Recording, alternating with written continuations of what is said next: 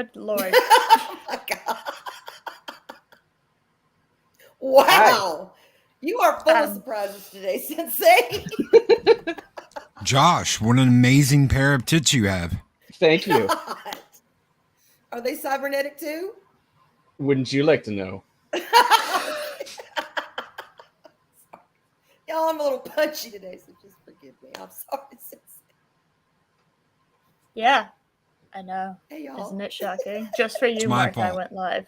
Yeah, actually, it is. Anytime I'm on time, it's his fault. I'm not exaggerating. I have a tendency to be late in every aspect of my life. Really? Yeah. All of a sudden, I started showing up to things on time. Eris time is Wow. whatever time I tell you plus 20 minutes, generally speaking. Yeah. But with Loki, it's Loki time is whatever time he tells you minus 10 minutes. So it's a very weird thing. Yeah. It all balances itself out. Like my So, tits. Whatever works. Yeah, like your tits. God. There is balance in the Force. As when Cisco tits looks are on. involved. Yeah. So, Like, don't Yes. look directly at him. Don't look directly at him. Exactly. trembling in fear. Eris has started on time. What is this? I don't know. I know. And Josh has boobs. It is a bizarre day.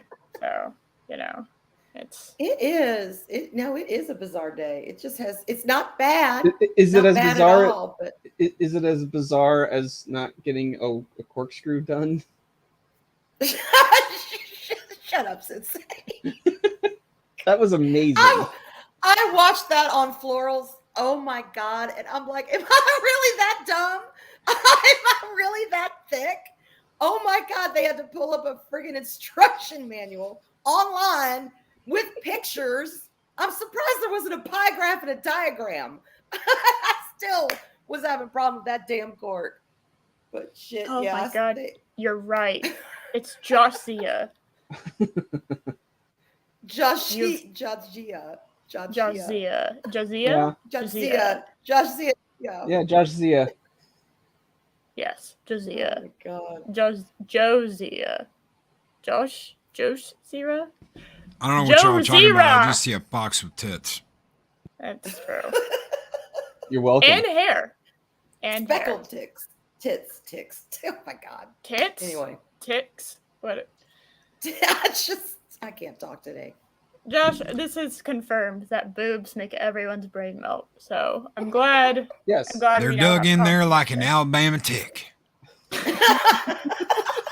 The boobs? Jocelyn?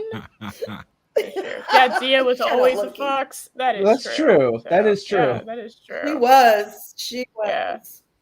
That was absolutely flawless.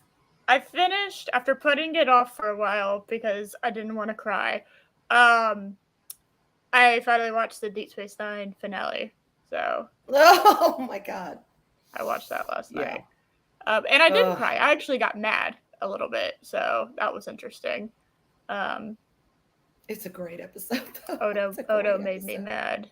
Cause that was my dude for a little while there. So yeah, me I hear you on that. Yeah. And all of a sudden I started seeing he just wants to do his own thing and kind of just doesn't like people. I relate to Odo. Yeah, I mean I understand but to an extent. She wasn't just people. Yeah. He spent years, the whole series trying to get her, finally gets Kira, and then it's just like, they were soulmates. I'm gonna go to they were actually soulmates.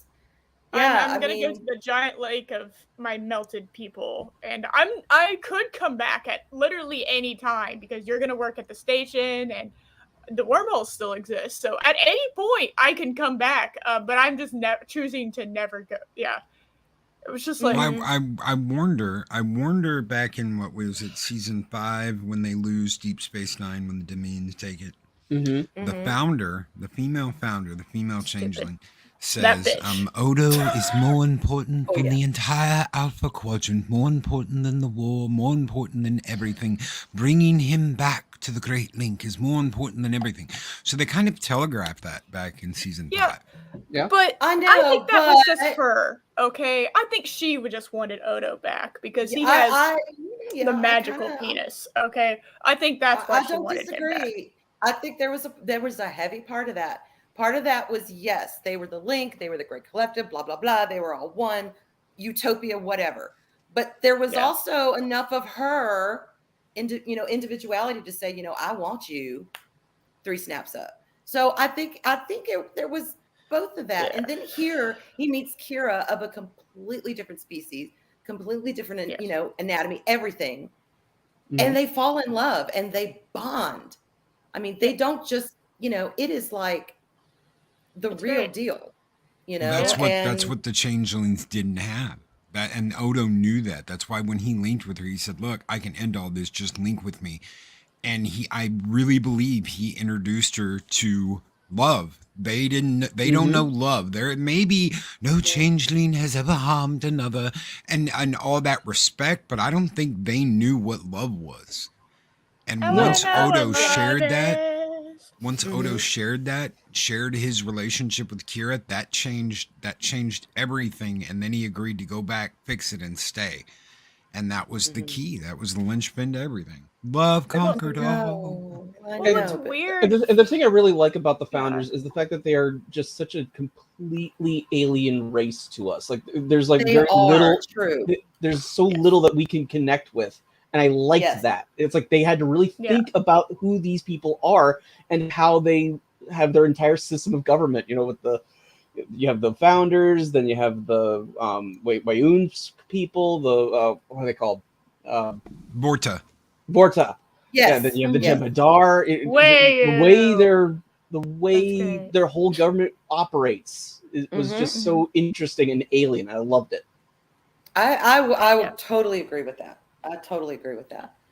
I was very surprised that apparently I had a little cameo myself in there. Apparently, the first Vorta that we see is named Eris, and I was like, "What?" Oh, that's right. Yeah. We never see her again.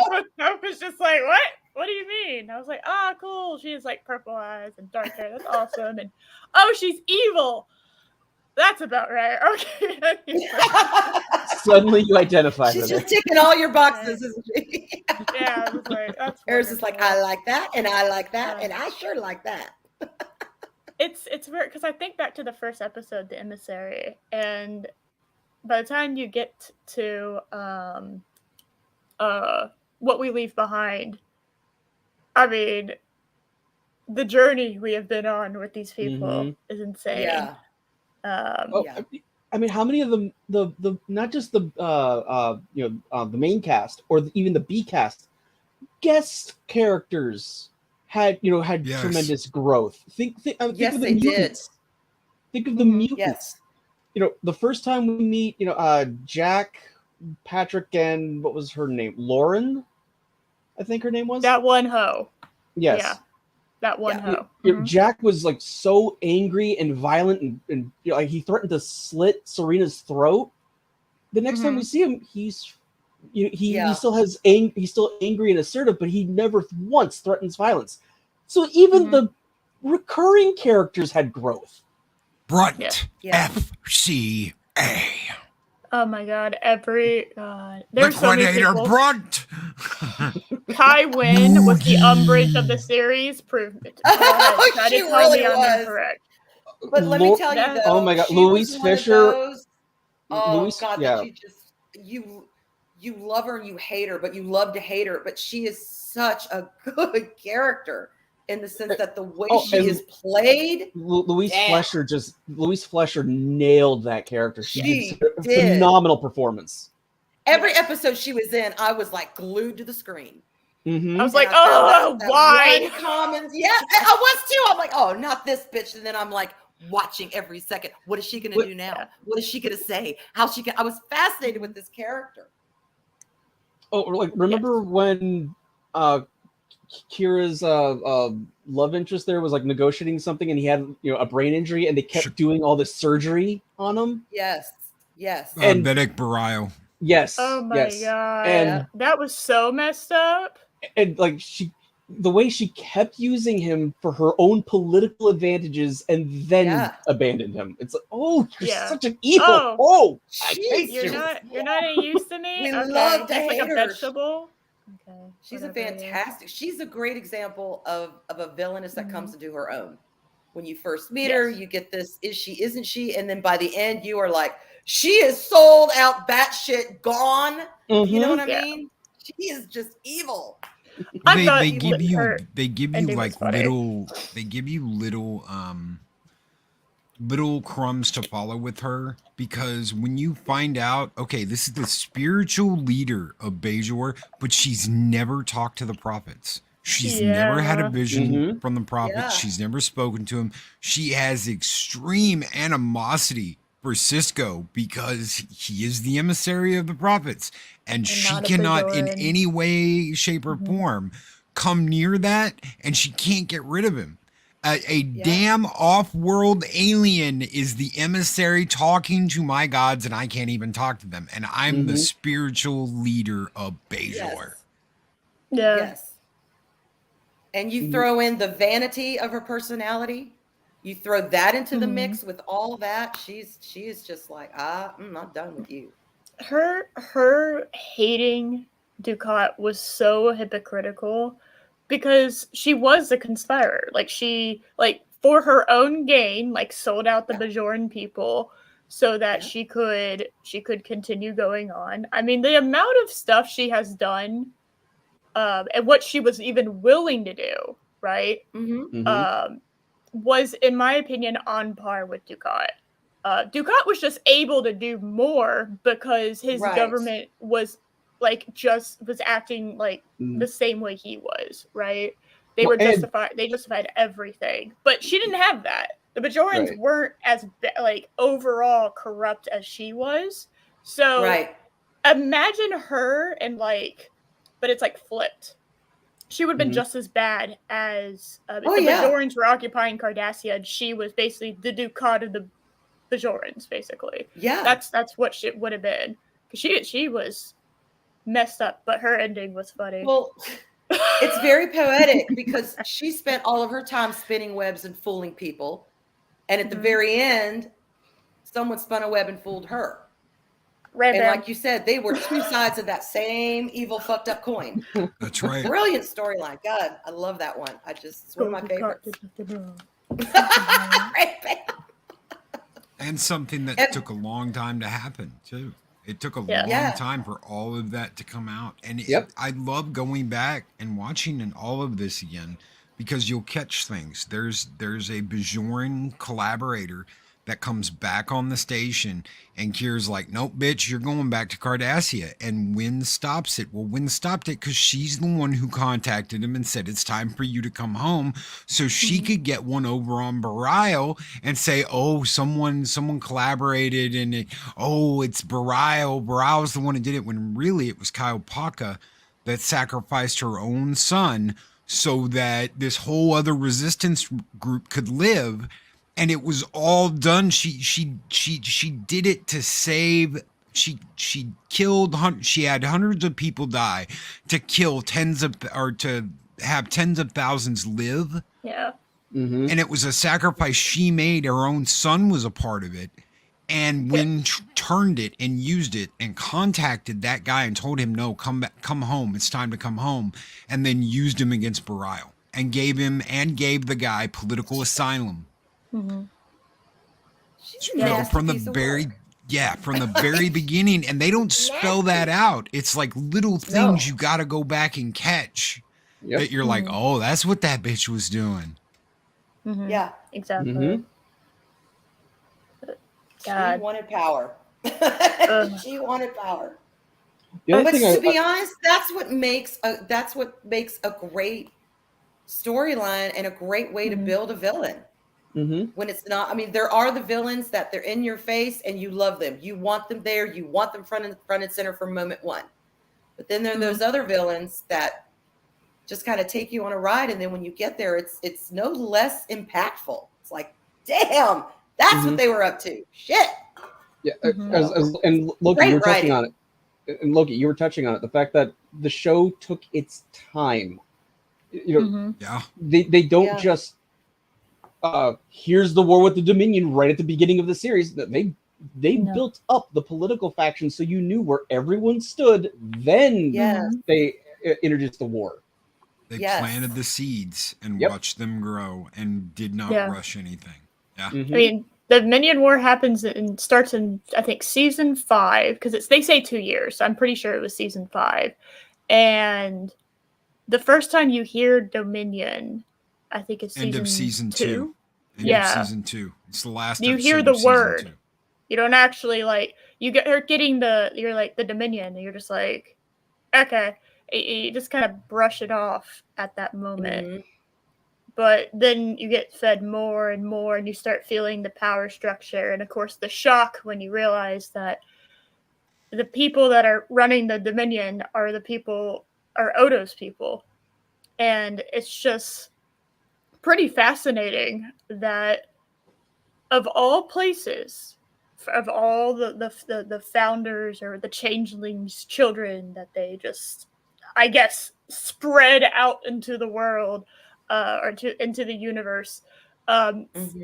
Odo on Deep Space Nine, the Dominion War would not have ended without Odo being on Deep Space Nine when he was. So it was always meant to happen. It's just this fascinating, of all the places for Odo to have ended up, this one little space station out in the middle of absolutely nowhere. That's kind of amazing, right? And the impact that all leads to. Yeah. Yes. So it's just, I think I saw someone say it earlier. Quark and Odo's relationship is fantastic. Oh God, yes. Oh God, Quark.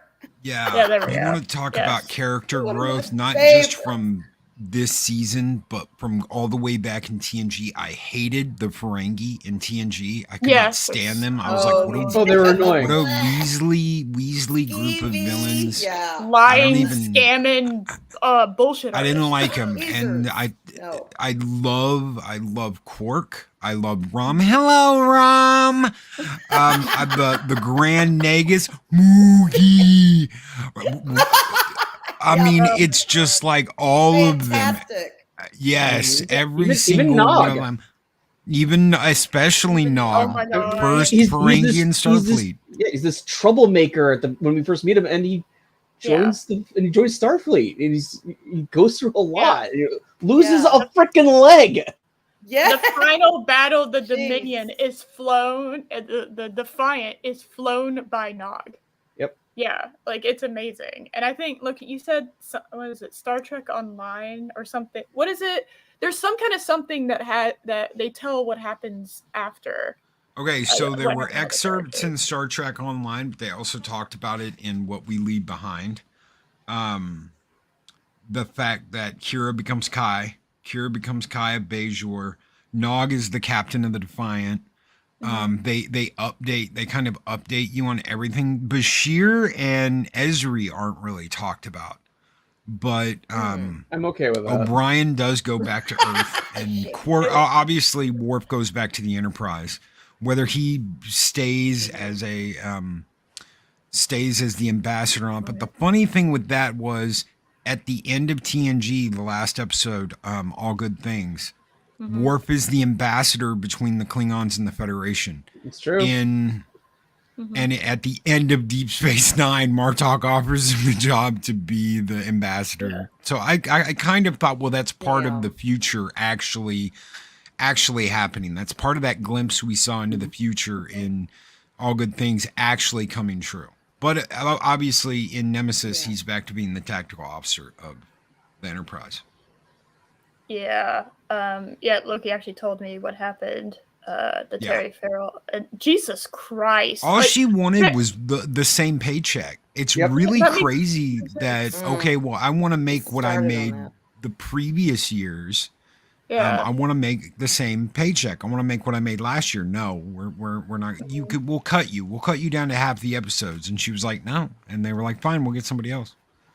That's crap. God. And she went on to do that one show with I can't remember his name. The guy from Cheers.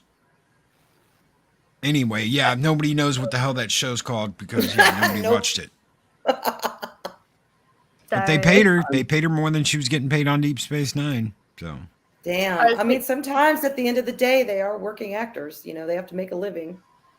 Well, yeah, I mean, but for no reason, like if you were in a show for 6 seasons and for no reason in the final season, they're like, hey, we want you to have the exact same amount of screen time, but we're only going to pay you half. And you're just like, okay, well, I've kind of built a life on this paycheck and my salary being cut in half for the exact same amount of work makes absolutely no sense. It's like I just want to be paid the same. Like why am I all of a sudden not worth like half as much? And they're just like, for absolutely no reason whatsoever. Do you want half the work then? And she's like, no. And yeah, they got all butthurt about it. I did notice at the very last episode when we were watching last night, when they were calling back to like things that have happened, like with Worf, there was a certain person missing from a lot of the scenes as he's like looking because they'd have to give her royalties. Yeah, that's what Loki told me. And I was just like, but she was like a very core part of. They just skipped over it because they don't want to pay her. And just way hotter than Ezri. Oh, yeah. That is true. I thought it was the Mirror Universe version of Ezri was hilarious to me. I kind of felt like I was looking a little bit at myself and I was confused. Just the hair was almost exactly the same when I dye it dark. It was very just kind of a funny moment for me. Mirror Universe Kira was amazing. Oh no. Shit. Oh no. I'm blaming the cat. Arwyn down. Arwyn down. Sausage one is down. Send out the roided owls, the hooters, and the sausages. Send that woman some wine. Stat. The Twinkie is lost. Everyone, no. Twinkie one down. Twinkie one down. Yeah, there is literally absolutely no reason for her to get fucked over like that. But I just because of her stunt, that wasn't a stunt. She was just asking for getting paid the exact same amount that she was. Everyone else got paid the same amount. I don't understand why she couldn't get paid the same amount. She was beloved by everyone. I mean, I don't say what you want about some of the other characters, but I feel like Jadzia was universally loved by everybody. I don't know. It makes absolutely no sense to me. So that stunt was not letting them use the footage. I thought they didn't want to use the footage because they were mad at her and they'd have to pay her money, and they were so mad that she was asking for equal pay. I don't know. Maybe I don't know the backstory lore that much. My understanding was that because it's her, it's footage with her, they would have to pay her royalties to use that footage, and they didn't want to do that. Stop them. Yeah, she didn't stop them from doing it. Right. No, they were butthurt still because she stood up to. I mean, all she wanted was an equal paycheck to what she made the season before. All of them were out of contract. So everybody could have walked and been like, we're done. Everybody signed up for one more season. They said, we're going to close it off with season 7. And then they weren't going to pay her the same amount they paid her the year before. But she said no. They said, well, we'll only use you in half the scenes this season. We'll only have you in half the episodes. And she said no. Yeah. So. I mean, I feel like they could have, I don't know. Because I thought it was going to be, she was going to get pregnant. And that would be something that Worf would have to deal with, was her being pregnant during the Dominion War. When at any point, something terrible could have happened, right? I thought that was kind of going to be the drama there. And I just when Dukat pops his stupid Cardassian ass in Deep Space Nine and just like one shots her, I just kind of sat there, just stunned silence, like, no. You did not. Literally just talked about just got married, having baby. You did not do that. And then, yeah. And God, I was pissed. I was so pissed. Oh my God, Josh. I think I got it. Somebody. Bots! Find love in your city today. I have already found love, but thank you for your offer. And it's the emojis again. Look at that, guys. So thumbs up. I'm gonna assume that the droplets is rain, which I would love to have at the moment because it's hot as hell here. Hey. Sorry about that, y'all. My internet's being a butt. It's being a butt? Yes. Yay. Yeah. Yes. Yeah, I we were agree. all screaming Twinkie one down. Twinkie Yes. one down. There we go. Well, send out Emergency the box roided line owl is recovery team. Make sure they have Yes. sausages with them. Exactly. Ezri was not a suitable replacement. I'm gonna be honest with you. I don't think anyone could have replaced Jadzia. No. I mean, yeah, it's not fair to Nicole because she had No. That's a huge role to fill.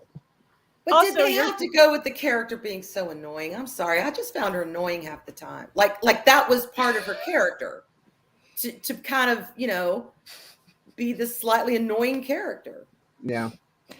She reminded me of myself. Quite a bit, actually. Okay.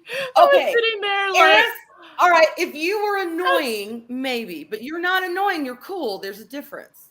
You're not annoying. She is like your alter ego you.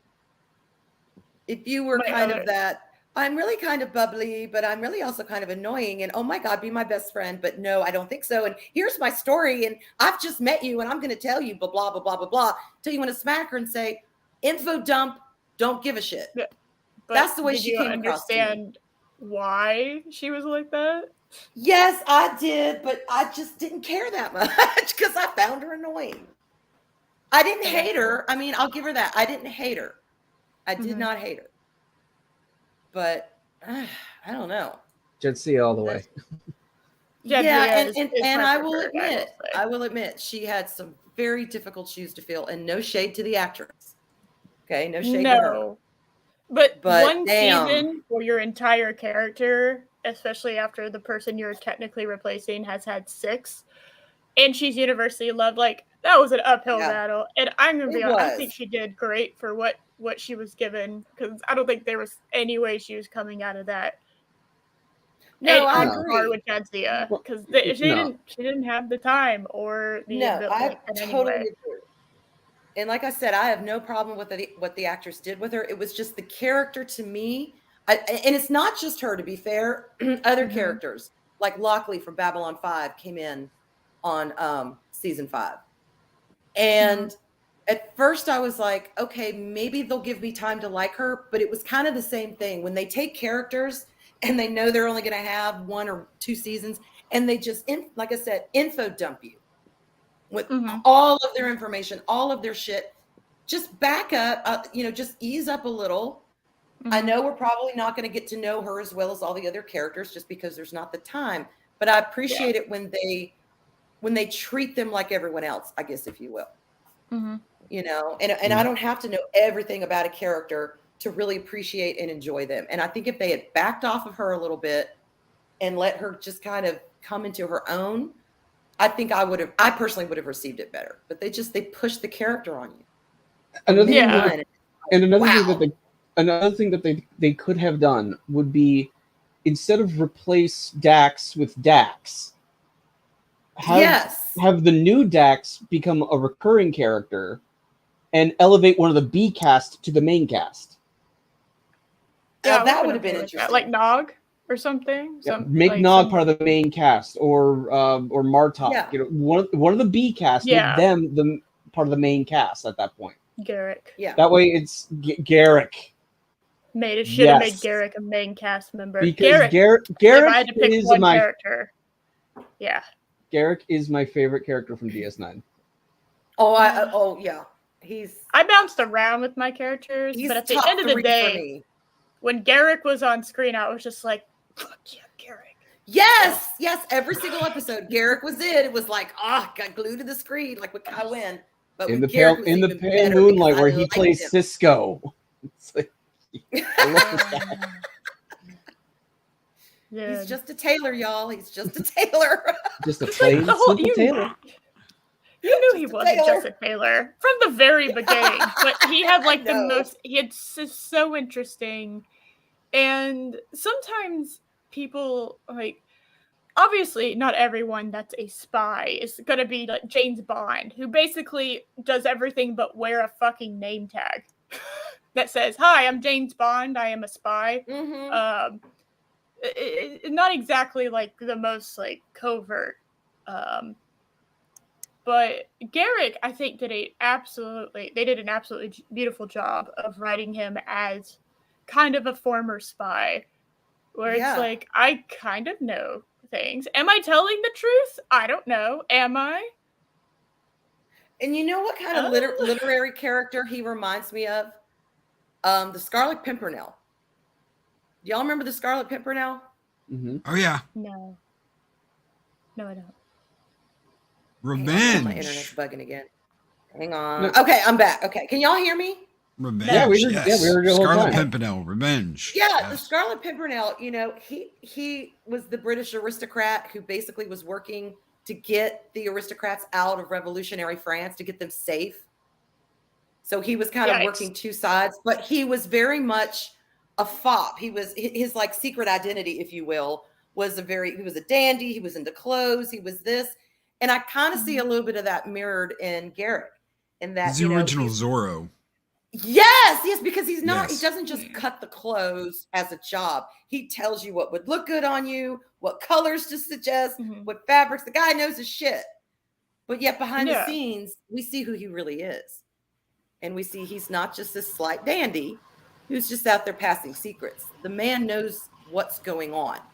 Yes. You get the feeling he's always watching. Very observant. He's very observant, knows far more. Like, you kind of thought, so mischievous, he even blew up his own shop. Yeah, I love that. When he blew up his own shop, I was just like... And everybody, you're thinking, okay, who's trying to kill Garrick? Who's coming back to kill Garrick? Who did Garrick piss off? No, Garrick did it himself because he wanted them to think someone tried to kill him. Mm-hmm. It was all misdirection. It's always misdirection. It's always misdirection with Garrick. Yeah, it's just... God, it was so great at everything Garrick did, everything Garrick was doing. And that last episode where his mom dies, and you kind of, he's been like the keeping it cool character basically the whole series, and he finally kind of snaps, and you see like this like red hot boiling anger actually like spill over for like the first time the entire series, and you're just like, oh God, you went and pissed off Garrick. None of y'all are gonna live now. Okay. That's great. You I would not want to be on his Garrick. bad side. Yeah, I would not want to be on his bad side. His sincere bad side, nope. Yes. I'd be dead in an hour if it even took that long. It's just like, or he would plan something really horrendous and hideous for me. I mean, he was able to figure out how to torture a shapeshifter. See what I mean? It's like, dear God, he's too brutal. Damn resourceful. Yeah, and it was so simple. God. It was such a simple way to do it. Like, okay, you can't transform back. There you go. Oh, well, yeah, they need that to regenerate. I never would have even thought about that. Yeah. He was just, within minutes, he was just like, yeah, I know exactly, like, the worst thing to do to you. And it's just, it's very interesting. Like it's not to breathe. I mean, well, the part of their makeup. Starfleet took that. If you look at what is happening to the founders at the end of Deep Space Nine, and you look what happened to Odo in that room, they found a chemical way to do that. To basically, no, we're going to keep you from shapeshifting, and because we keep you from shapeshifting, you're stuck in the form you're in, and you're going to die. Mm-hmm. Yeah, that's horrendous. I'll be honest. I was very conflicted at the end. With Odo going back. First of all, I totally disagreed with him permanent, like never ever coming back. I completely disagree with that. There's no reason for that at all. Secondly, I wasn't even sure if I wanted them to be cured. I was kind of on the fence of that. Because it's like, I don't know. Do y'all really deserve it? Y'all have been the most racist assholes to like anything that isn't y'all. Like the most xenophobic, racist people. And I was very on the fence about, do you forgive and forget and help them become better? Or do you just go, fuck all of you and let them all die? You know, like it's one of those things to think about. Damn, like what do I But keep in mind, the Cardassians and the Romulans tried the fuck you approach and got their entire fleet wiped out. That is true. Yeah. Good point. That is true. It wasn't just the Cardassians and the Romulans. It was the Tal Shiar and it was the Obsidian Order, the two top secret surveillance groups in the Alpha Quadrant, the head of the sneaky sneakies, and they got obliterated by the Dominion. Yeah. So that might give one room to pause. And whatever happened to the Romulan that needed to be on the Defiant to monitor the cloaking device? Oh, they just needed her for that 2-part episode, and that was it. She got killed, didn't she? I don't think so. I thought she survived the episode. I mean, they they made her Keska on Voyager, so that was all right. They made her Keska. The actress came back as Keska. Yep. On Defiant. Let's see. Tarul. Okay. So Tarul. Active. Oh. She's still alive, apparently. Oh, no shit. I thought she got shot. I thought the Jem'Hadar shot her on Deep Space Nine. Hold on. Let me show you. I think she was only in those 2 episodes and she survived them. Yeah, she was just in those 2 episodes. Yeah, there you go. Okay, stop it, you stupid fucking thing. Okay, there we go. See? That's her. Yeah. Active. Yeah. Alright. Yeah, I guess. I admit, I snooze a little when the Romulans come on. She was able to kill, injured, taken. She was really going to be excluded. They were freed from the simulation, and she later returned to the Alpha Quadrant with the others. So apparently she survived. Yeah. I taught you something today. This is exciting stuff. Yeah. If she gets shot, I feel vindicated. But yeah, no, she I feel like the Romulans just kind of let it go. Like, begrudgingly. They were just like, you're not going to use this against us, right? That's why we have this Romulan. You're not? Okay. Because there's this giant, horrible fleet that's, Dominion. And then, of course, they had that non-aggression pact. So they couldn't have a Romulan on there. Well, again, because their fleet got wiped out. That was attacking. Well, they couldn't have... Well, there was that. So the fact that basically that's kind of an incentive to sign a non-aggression pact. Like, okay, definitely. You destroyed our entire intelligence network in like one fell swoop. Okay, yeah, we're just. But you're forgetting about the intelligence network that was monitoring Picard. Yeah, they don't have to think too much about it. Definitely. What about the secret super duper secret Romulan spy network that was monitoring the entire galaxy for cybernetic life forms? So stupid. Okay, so don't nuke this my is channel. the Romulan chick, right? Just can you mute the thingy? I'm not gonna play it. Okay. I'm not gonna play it. I'm just gonna like see if I can fast forward it. Okay. To Jemadar. This is totally not how we watched it. Garrick, my dude. Yeah, Garrick. Garrick should have been great. I wouldn't have been mad about that. Commander Cisco. Oh my God. To Jemadar. Pew pew pew. The Rhino people. No. Okay. So this is but this was in the simulation, right? This is in the simulation. That's what I thought. So she's gonna die. I always thought they killed her. I thought that's it. She's dead. Yeah. So that's it.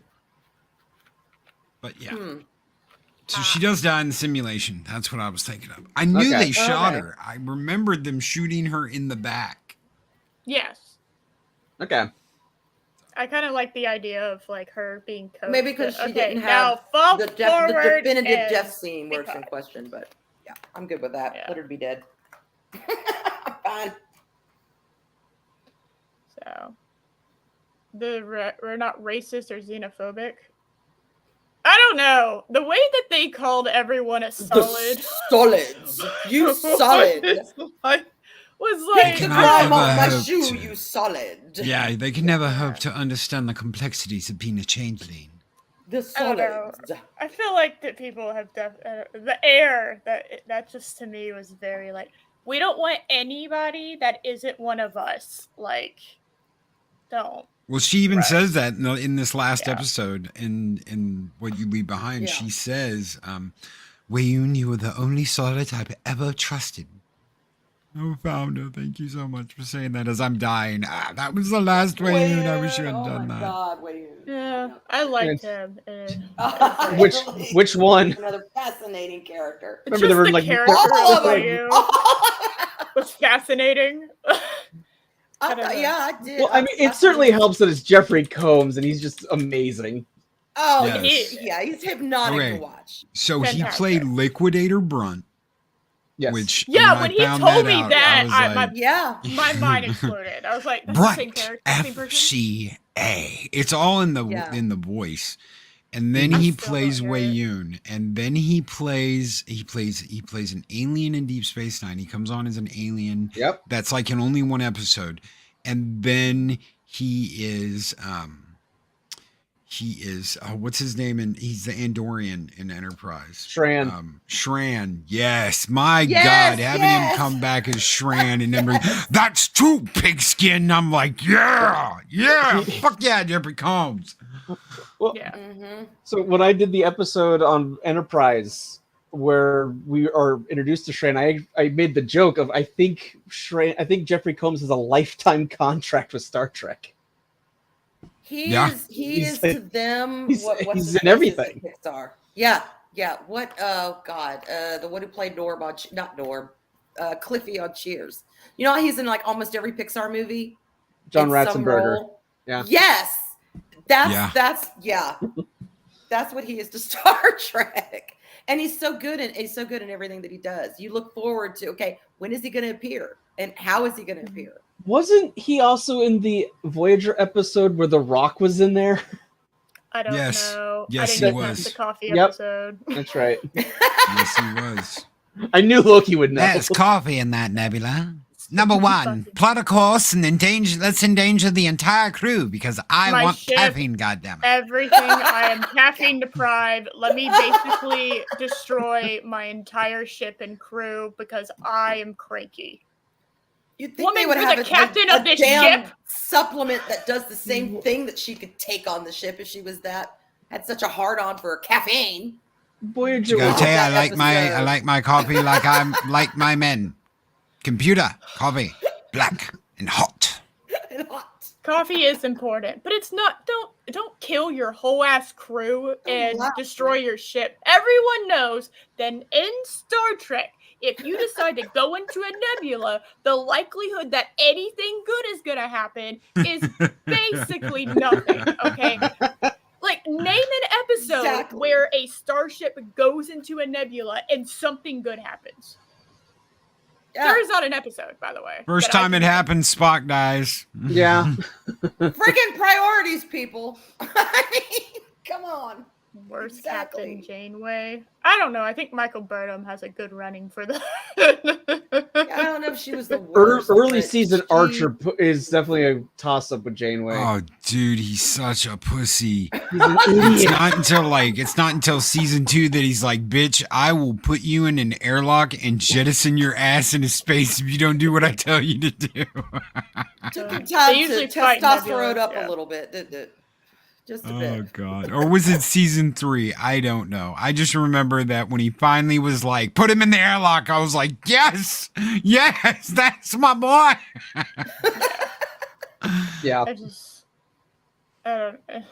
Janeway really, I only got to the coffee. But when she, like, that pissed me off. And I didn't know enough of the characters to really attach myself to any of them when I got to that episode, so...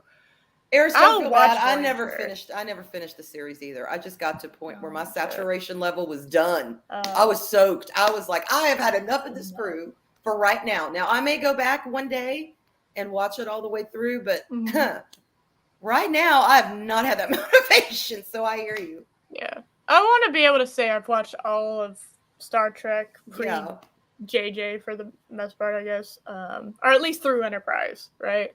So I'm like 3/5 of the way there. I have to watch Voyager, and then I have to watch Enterprise.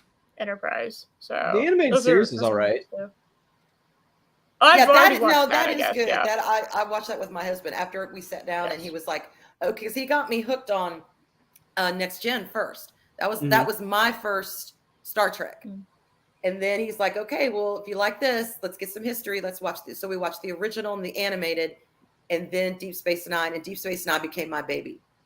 I looked at him one day and I said, I know I enjoyed Next Generation, and then I really appreciate the original, and I enjoyed the animated. I said, but this is my Star Trek right here. Yeah, Deep Space Nine, with or without you, baby, it is mine. Yep. You know? I mean, going from I've been watching, like, I watched all of TNG, and then I watched all of Deep Space Nine. Going from that last season of TNG, and then starting Deep Space Nine, it was like I got a breath of fresh air. That last season of TNG was a slogfest. I liked the last episode, but dear fuck, that last season was relatives, unmentioned relatives, just popping up out of nowhere. Yes. Did you know that Worf had a brother? Did you know that Worf had a brother? Oh, what about Picard's long lost son? Did you? Yeah, you didn't know about that one, did you? Really, oh my God! What about Geordi's mother that he's never mentioned as a Starfleet captain? Yes. And who could forget about Beverly Crusher's grandma Ghost Candle? Oh, stop! Oh my God! That episode. I watched do you know? We now know it's the Beverly Green, and it's from stooping this ghost. in the remastered version of that on Blu-ray, she actually takes that candle out of a box that says Gwyneth Paltrow on it, and everything becomes clear after that. Everything becomes clear after that. It makes total sense. It makes a lot more sense now. All along. Stupid bitch. So that's what was in the box. That's what was in the box. It was Gwyneth Paltrow's box. Gwyneth Paltrow poodoo. Oh my God. Oh my God, I'm gonna die. Yes, everything better. They did everything better. Yes, we are a bunch of fucking nerds, y'all. We really are. It's fine. And you know what? When you get to Enterprise, there is something I didn't think about till later, because I was just like, man, these are a bunch of pussies in Starfleet wannabe uniforms. They're not even in like Starfleet uniforms. They're this, they're that. But one of the things you have to think about is they've been stuck for like 20 years with Vulcans up their ass about how they have to act, how they have to breathe, how they have to dress, how their government has to be.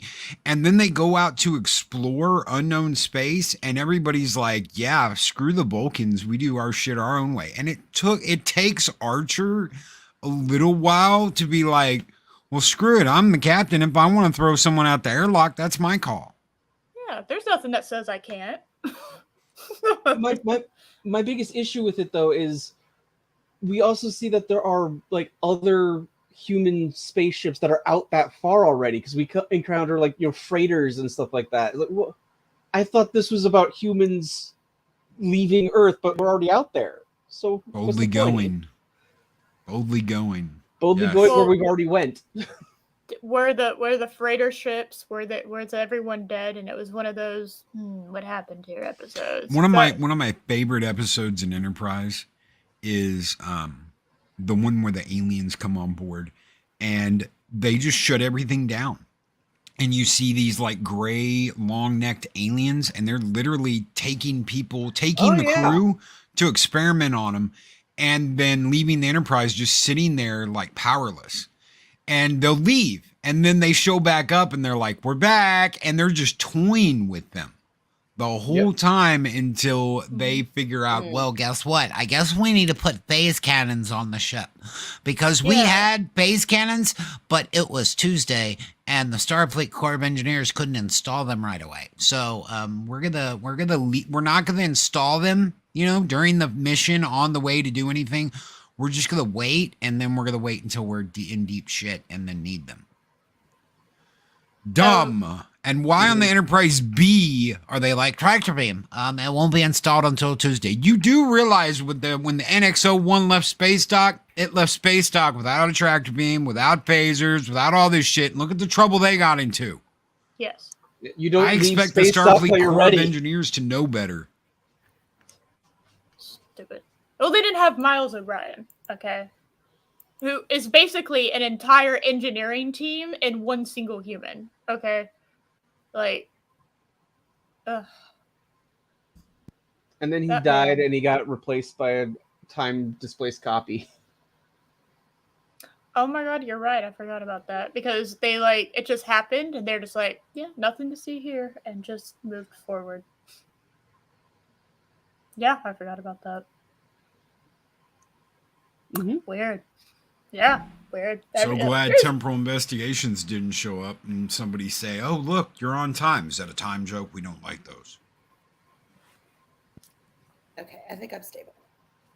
You're stable? Oh my god. Unstable. So. Everything is stabilized for the moment. Y'all were all doing the circle of death, so I couldn't hear anything for a while, and that's why I was like, I'm getting interference. But I so far it's so good.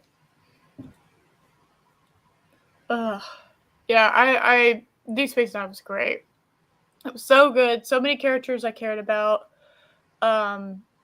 Very few episodes that I didn't enjoy. I'm trying to think. One of the ones that comes to my brain, like immediately when I think of episodes, one episode that I really didn't like was the stupid episode with O'Brien and Kiko and the daughter that gets lost in the fucking time. Oh God! Oh, that's agonizing. I hear you. Literally, that gets to be a bit much. You get to the end of the episode, and nothing has changed from the beginning of the episode. It is like the most stupid. They go through all of this shit, and you're just like, man, I can't imagine, to be a parent and have this happen. Maybe I shouldn't have been making out with my spouse and just allow my small child to run off in this area we really don't know shit about. Maybe I should have actually been watching my child, but at the end of the day, I can't imagine to go through this. And then they send her back. They just give up on her. They're just like, nothing. You're too broken. Yeah, we can't do shit to you. It's a good thing her time displaced self sent herself back through the portal so she'd be fine and never exist. Yeah, and we have another child that we just had, so fuck it. Whatever, we'll just start anew. And what's funny, Eris, you say that is the first time I saw that I did not have a child. First time I saw that episode. Later, when I saw it, I did have a child, and let me tell you, I had a very different. I felt way more like you do. The second time I watched it, the first time I watched it, I was like, "Well, that sucks." But then the next time I watched it, I was like, "There is no way in hell I would just be like, bye." No. Oh, Everything in my we found you in the as a wild. We parent. found you in the wild, little one. Go back to the Yeah, forest. Go no live way a in forest hell. life. It's where she belongs, Loki. It's where she belongs. Yeah, that's a fucking pig that you got when it was a piglet, and now it's a giant wild boar, and you have to release it to the wild because it's tearing up your living room. Okay, you can't. It's not the. This is a human being. This is your child. But they gave up on her so quickly. That episode annoyed the hell out of me the second time I saw it.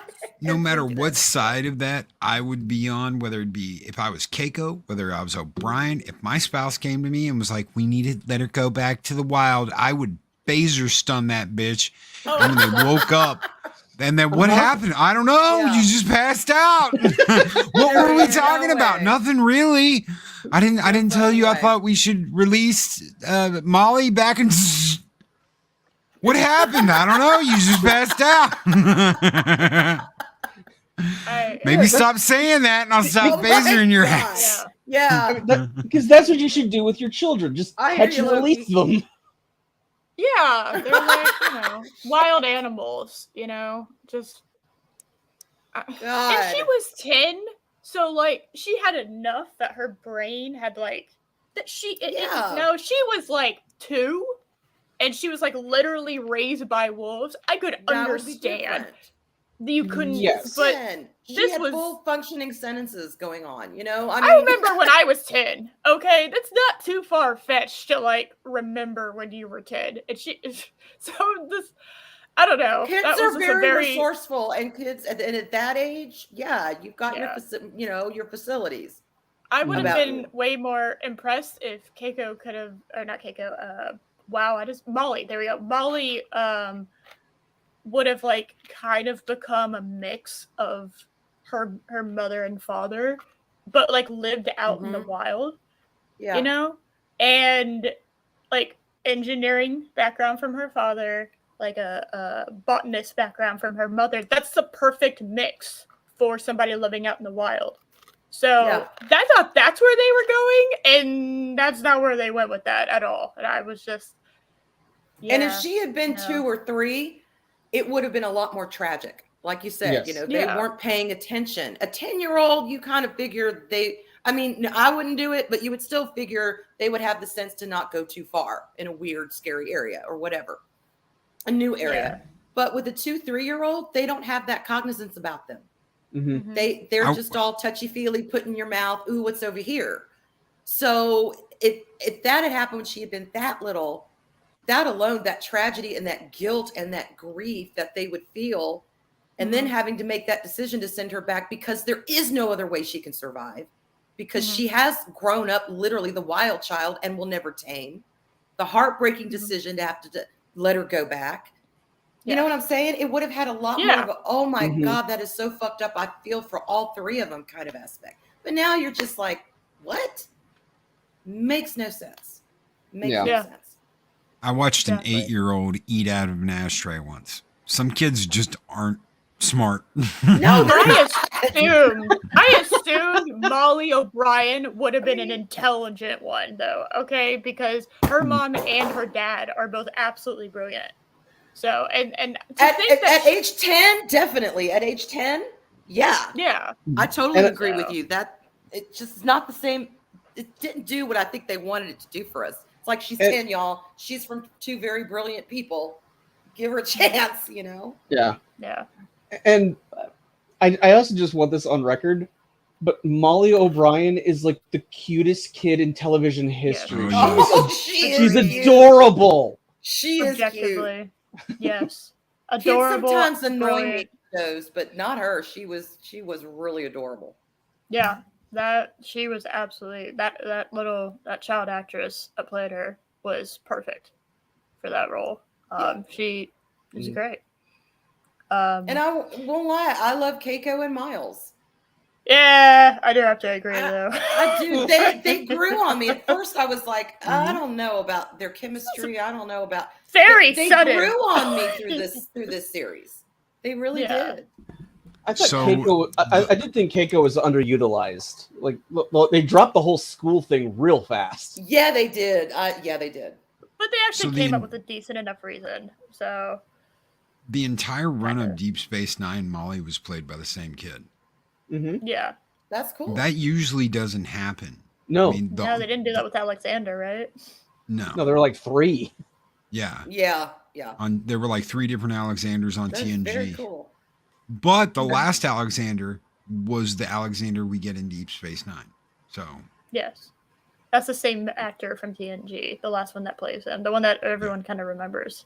So, which I was like, damn, that kid grew up. But then we also see the adult Alexander who didn't go through the thing in a time displacement. It's confusing. Stop it! We're not talking about that. No. I don't even want to believe that exists. Who happened to be the same actor that played the Romulan defector in TNG. Yes. Yep. See, I can't tell any of the Romulans apart, so that's why. Are you saying they all look alike? Oh my god, you racist, Arwyn! Oh my god. Damn. Fucking all racist. Romulans look alike to me, y'all. I can't tell. Oh my goodness. Do all Vulcans look alike, or do you just have a specific hatred for Romulans? The silence is deafening. I don't think she can. Did her internet go out again? It's funnier if I pretend like I don't know that's what's happening. And Deanna and Worf, I liked it, but there was I kind of enjoyed like the idea of the Deanna Worf relationship. There was just like not anywhere near enough for me to get that invested, you know? Yeah. Like not. I got a little invested, but everyone knew Deanna and yep, there she went. Everyone knew Twinkie Deanna one Riker down. Twinkie Deanna one down. Riker were obviously going to end up together. I feel like that was pretty much established season 1. You know. And hello, Anxiety. Yeah. Do you remember what I taught you? Oh my god. Very actually kind of surprising. I didn't realize this until Loki told me. The chick that plays Cassidy is the doctor on the Orville. And I didn't even I was just like, I know this actress. I just don't remember this actress. And I had mixed feelings about Cassidy. I really liked her. And then she pulled the staying on the space station bullshit, and that pissed me off. And I don't think I ever really truly got over that. Well, I'm basically gonna gaslight you and like make you think that you're the problem when we have never talked about us moving in together, and we've kind of been casually, almost seriously dating, and you know, I'm all of a sudden gonna make this an extremely serious relationship by kind of moving in, you know, to like the same apartment complex of sorts, right? And Deep Space Nine. It's just like I don't know. I feel like Cisco's reaction was correct, and I kind of felt good that Jadzia and Bashir were also just like, yeah, that's a big step. I think is what they said. Like, that's very irritating. I did not like Cassidy pulling that at all. Yeah. I'm sorry, y'all. I'll try this one more time. I keep getting kicked. My internet keeps popping out and then popping back on. It's okay. What is Smudge doing? Keep a closer eye on him. You are not feeding me? Smack. Yeah, I haven't seen him since he got breakfast. I don't know what he's doing around the house. I've got a bunch of kittens on my bed right now. Oh my god. And I've got Cisco. I've got Cisco, named after our captain, sitting on the bed too. But I'm sorry, what about Smudge? Is Smudge the Garrick of your cats? Yes, he kind of is. He kind of is. Yes.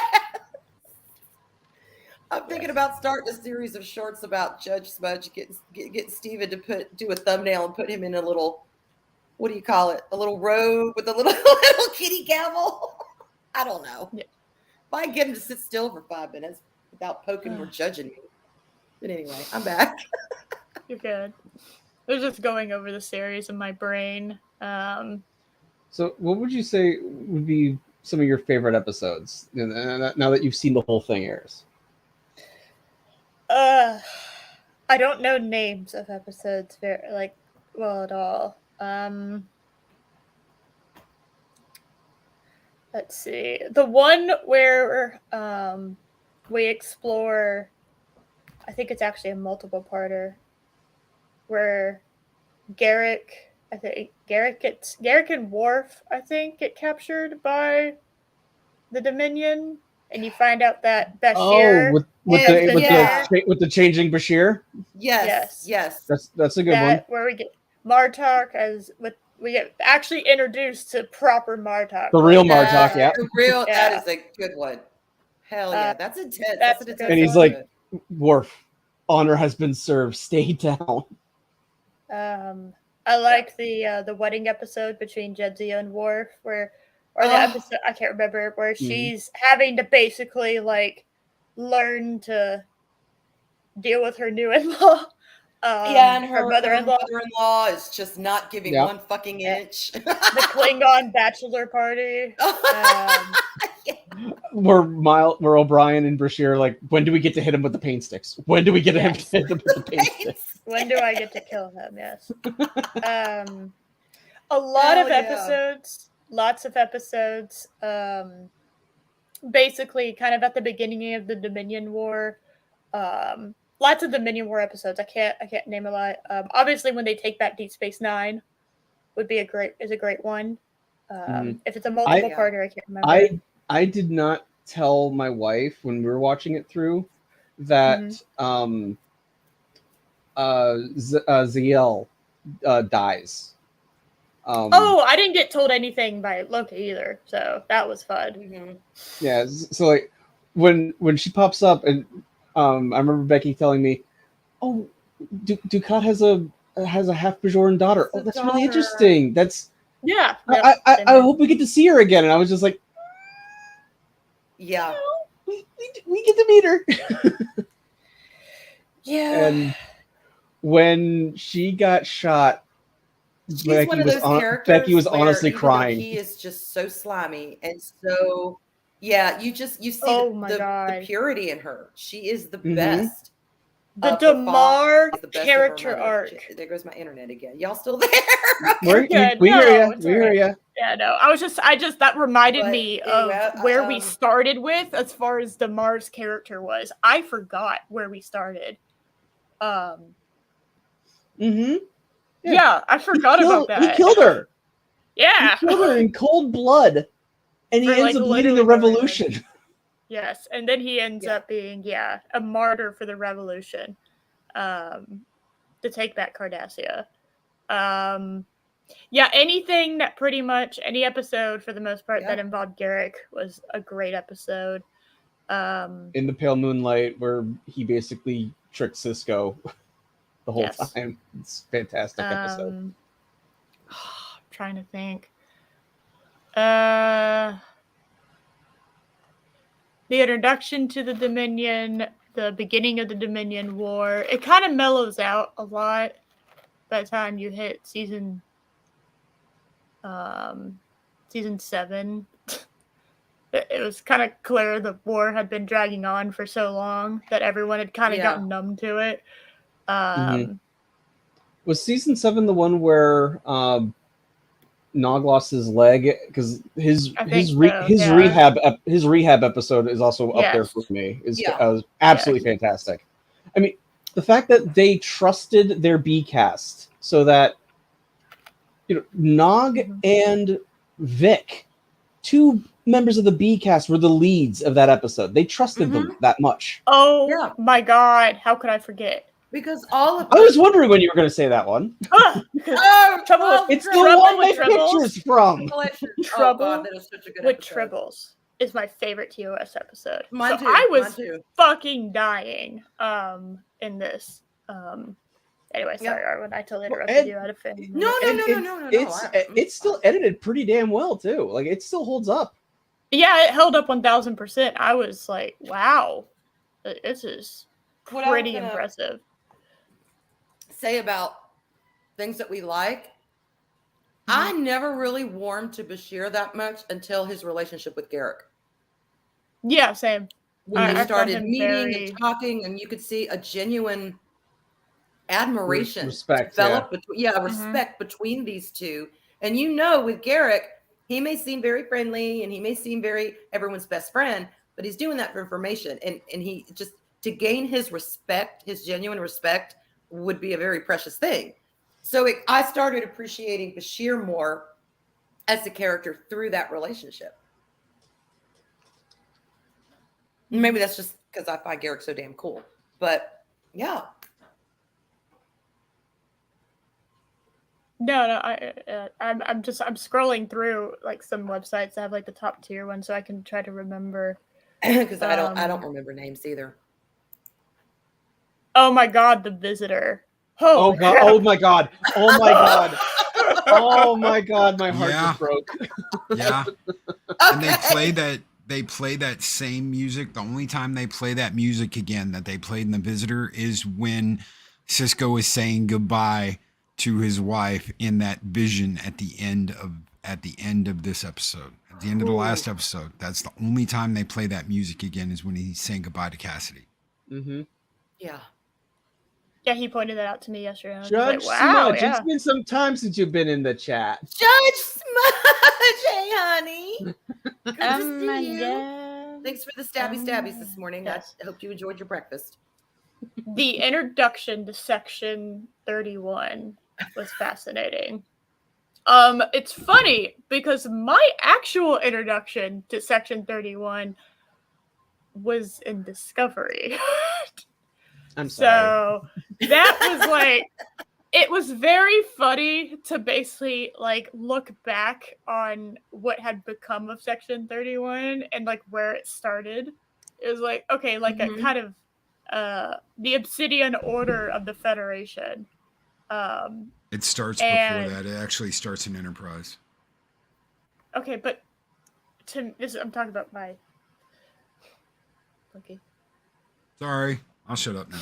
Her connection of it, her recollection of it. My connection, like this is kind of where it's like kind of really started to blossom, as far as like the introduction of it as a thing in Star Trek history, because Enterprise came after DS9, right? Not in the chronological timeline in the Star Trek universe, but as far as like, yeah, it came after Voyager. Yeah, 2001. That's why that's kind of why everybody was pissed originally with Enterprise. Was you had TOS, you had TNG, you had Deep Space Nine, you had Voyager. It was one long continuation, and then we're going back to the beginning. We're going back. We're not going very jarring. I felt it was very jarring. I'm like, what? I don't know about this, but yeah. Yes. Crossover is a great episode. Where we finally get to see the mirror universe again, which made it very painful to like look back on TNG and be like, why was this never utilized? Why? You know, it could have been utilized, and I have no idea why it wasn't. I personally don't have an issue with that. I think they overplayed the mirror universe. Oh, in DS9, yes, but I wish it should have been like once a series. Let's bring the mirror universe in, because everyone likes the mirror universe. It's fun, right? But this one, it kind of was like, the mirror universe is like, okay, we have like a whole subplot of Deep Space Nine that involves like the shit that's happening in this universe that really doesn't. It's like, who cares? Matter. It's not our universe. Yeah. It's like, oh no, evil Spock's empire collapsed. Oh, that's too bad. I was actually disappointed. I thought evil Spock would have would have had a better hold on his empire. So, well, yeah. I think. That was disappointing. And in the comics, Mirror Data is the one that murdered Mirror Spock. So that was sad. Yeah. Oh God, I thought of an episode I absolutely loved. And to me, it brought up a lot of questions, not just the obvious, but it brought up questions of forgiveness and trust, and things aren't always what you seem, and don't run your mouth till you have the right information kind of thing. Was that episode where Kira finds out her mom was the collaborator, or what she thought was Oh my collaborator God. as the comfort woman, and she goes back and meets her mom and finds out that yes, there was a kind of a weird love there, but at the same time she was doing it just so her and her brother and her dad could have a fucking life. Oh no. Kira's mom fell head over heels for Dukat.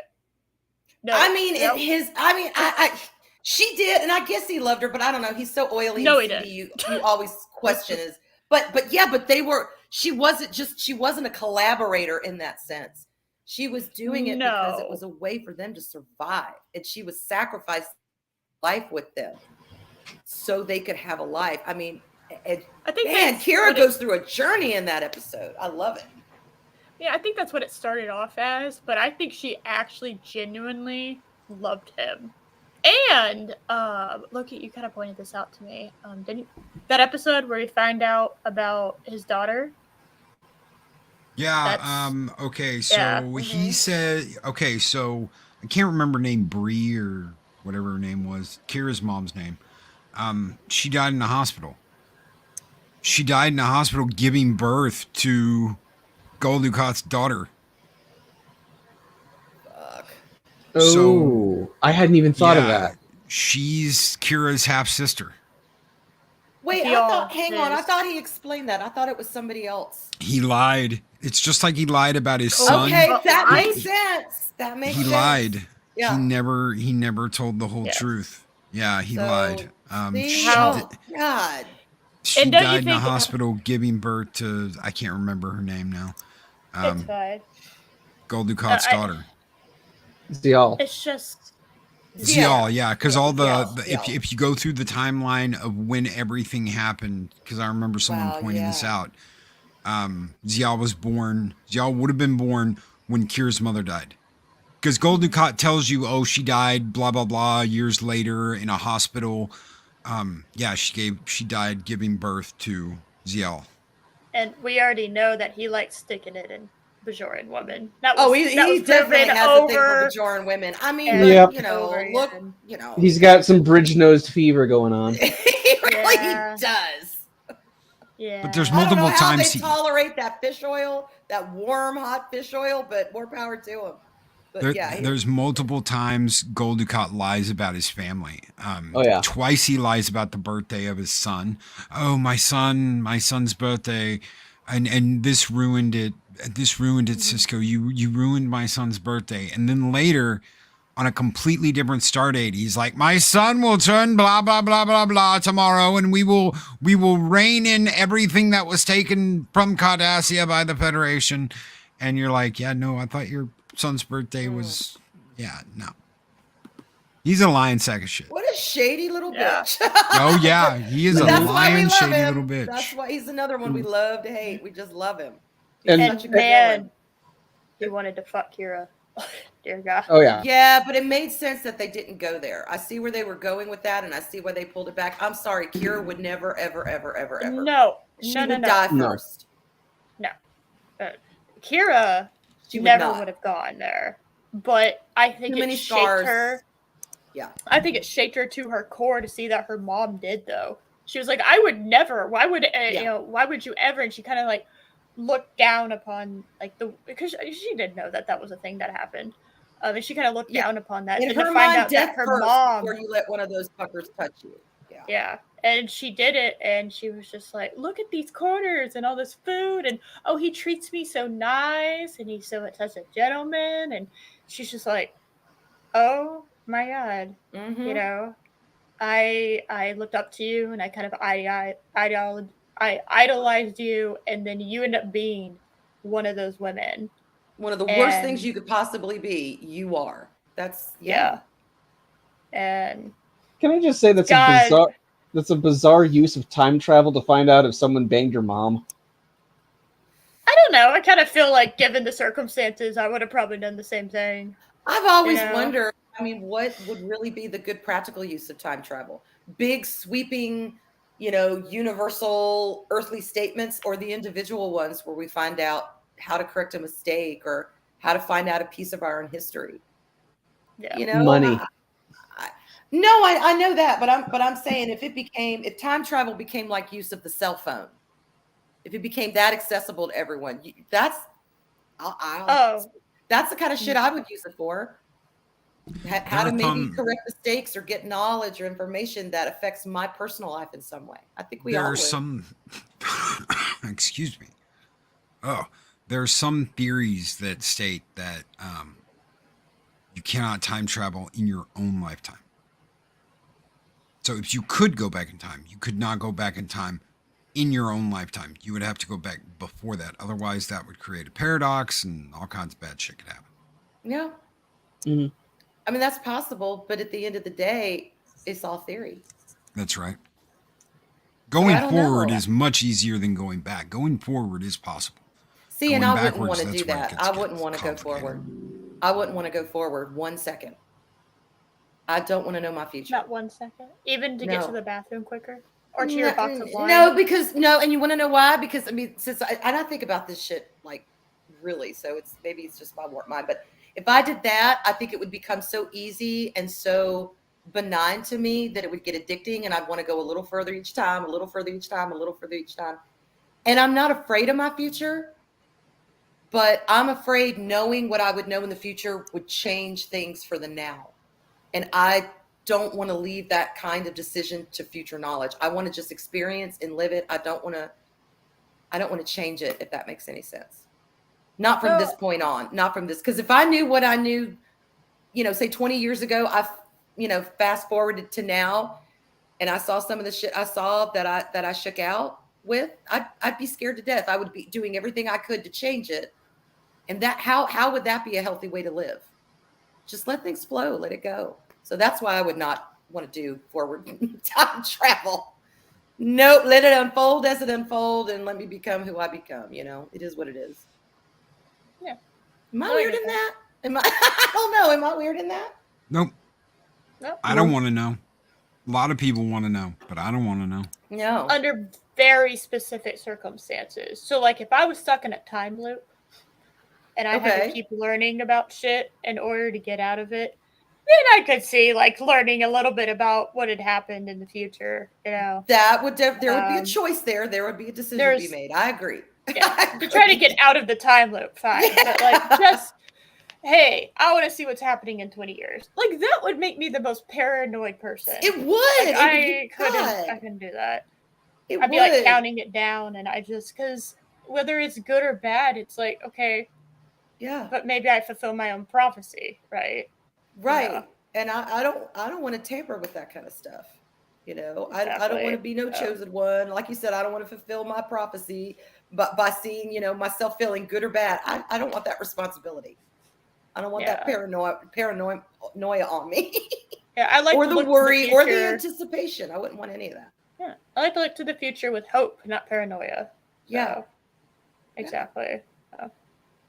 We have enough knowledge of our lives to know some days are going to be brownies and some days going to be shit and sugar. I mean, we all know that, so we don't need to. What did you just say? We all have enough. We all have enough knowledge in our life. We have enough experience at our ages to know going forward from this point on, life is either going to be brownies, it's either going to be good and happy and wonderful, or it's going to be shit and sugar. Okay. It's going to be crap no matter what you add to it. It's just. I was very confused. Okay. I get it now. I didn't follow the analogy that was occurring there. I was just like, brownies? What the fuck? Well, you know that old expression, you can't add sugar to shit and call it a brownie? No. It's still going to be sugar and shit? Well, that's where that kind of, never mind. Never heard of that. That's where that Why would anyone add sugar to shit? Well, it's not even going to look like a brownie. Think of modern Star Wars and modern Star Trek. Sugar in a pan in the oven. It is not going to look like a brownie by the time it's done. Okay. What they're doing to these IPs, it's shit, and the companies, Disney and all them, are adding sugar to it, stirring it, trying to sell it to you as a fucking brownie. We're not stupid. Okay, so that's what that means. Yeah. I will say, there's nothing like Doctor Who coming to Disney Plus. Yay! What? Shit, sugar and shit. It's not a brownie. Why is it coming to Disney Plus? Why does Disney all of a sudden own the BBC? They don't, but apparently Disney wants to get Doctor Who on Disney Plus. God. Okay, Disney, can you like take care of your own properties before you keep buying everything else? I mean, it's not like it could. It's not like they could do any worse with Doctor Who right now. It's already dead. Hey now. Don't be saying that. Jesus, no. You think things can't get worse. You just give it to Disney, and guess what? Worse is going to be like, surprise, motherfucker! Doctor Who is already dead. Yep. Okay, Josh, but do you remember when we would say it can't get worse than Discovery, and then Picard happened, and then Strange New Worlds happened, and the fucking Lower Decks happened, okay? Oh my With God. Naked Time, okay? Remember how we used to say it couldn't get worse? It couldn't get any worse, and then worse showed up on our doorsteps, waving a flag, going, "Hey!" Whenever it is said it can't get worse, I think companies like hear that. And they're just like, oh, we can do worse. They hear it in the air. Cool. Let's do it now. And they take it as a challenge to like do worse. Do worse. So that's their sign, their motivational message on the wall. Do worse. And that's cool. I'm just saying that like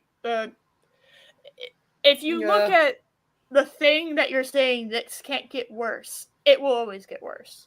I think I said that accident. I should never have said this. I said that when I was watching all the Halloween movies, and then I got to I got to 5. When he got to the one where Michael Myers was haunting the people in the reality TV show. No, I was talking about the one where they make him. What was the Friday the 13th where he's in space?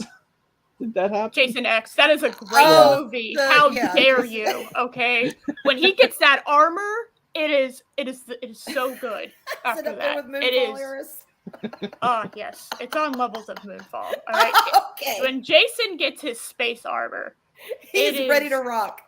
A beautiful sight. Okay, basically, you can just start the movie after he gets the armor. Okay, and there you go. But now you got to see the head scene. You got to see the chick in the liquid nitrogen. That scene, I just went, "Oh my God!"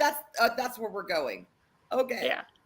Yeah. That sets the tone, and then the armor. Shashing, he's ready to rock. Yeah. You cannot defend Jason X. I will defend Jason X. Okay. Chris is like, no, not today. Yeah, don't dare them. Don't dare them. I will fucking defend it. Couldn't do worse. You are talking, mind you, Chris, to the owner of Moonfall and its steelbook and 4K form. Do not question me on what I will defend. My little cat girl came prepared, bitches. I definitely didn't just leave these there and forget to do that. Oh my God. We do have Rings of Power coming up. So famous last words. It can't get worse. Oh yeah. I feel like the Hobbit movies are gonna have like the prequel effect that happened to Star Wars, where it's like the sequels are so bad that, you know, the prequels, which had been had been completely like insulted and just kind of like stomped on. We're just like, well, that really wasn't that bad, was it? You're damn straight. Hobbit's gonna get a resurgence. Yeah. A resurgence of. I don't care that the dwarves fucked with Smaug and got gold, liquid gold everywhere and fought with him for 1,000,000 years. In there. I don't care about that anymore. I'll be like, damn, look at all that pretty gold. You go, Thorin Oakenshield. Wield it, after watching Rings of Power. Have you seen Sauron, Arwyn? Oh God. I haven't seen it. Yes, have you seen Sauron yet? Yes. Oh, he looks like a Nazi. He looks like a Nazi. Yes. Oh my God, is he dumb and dumb? I'm not kidding. I am Sauron. He's got the shaved blonde head and the I'm looking for it right now. He looks like a proud boy. My name is Sauron. Okay, Yes. if this could parody itself, it's already doing it. He's supposed to be angelic. He is supposed to be angelic, He's supposed to be Lucifer. Beautiful being. That's right. Not and he's like, I'm a Yahtzee. My Yahtzee. No. Okay, now they're trolling us, y'all. Now they're going out of their way. They're going out of their way now. Look at that. Look at this motherfucker. He's like a 12-year-old kid that just learned what punk rock was. I saw that. And eyeliner. He's gonna get a lip ring and paint his fingernails black and be like, yeah, fuck the No. He's about to sing his song. He's about to go, it's a white wedding. I was thinking more Eminem. Yeah. I mean, y'all, they're just fucking trolling at this point. I'm sorry.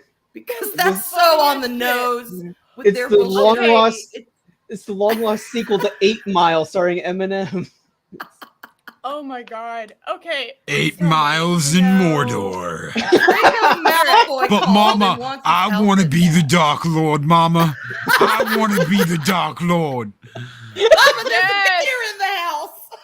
Yes, that actually perfectly encapsulates him. Yeah, that's someone who's selling dodgy weed outside the skate park. Yeah. That's the terror of Middle Earth right there, y'all. Yeah.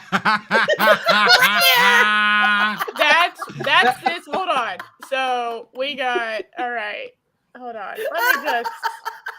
So I can't wait to see people defend this piece of dog shit. I really can't. I'm like, God, please. I'm actually looking forward to it. This is the first time I have really joined the ranks of enough of this fuckery. Yeah, you finally joined the dark side. I have. I'm ready to go scorched earth on these bitches.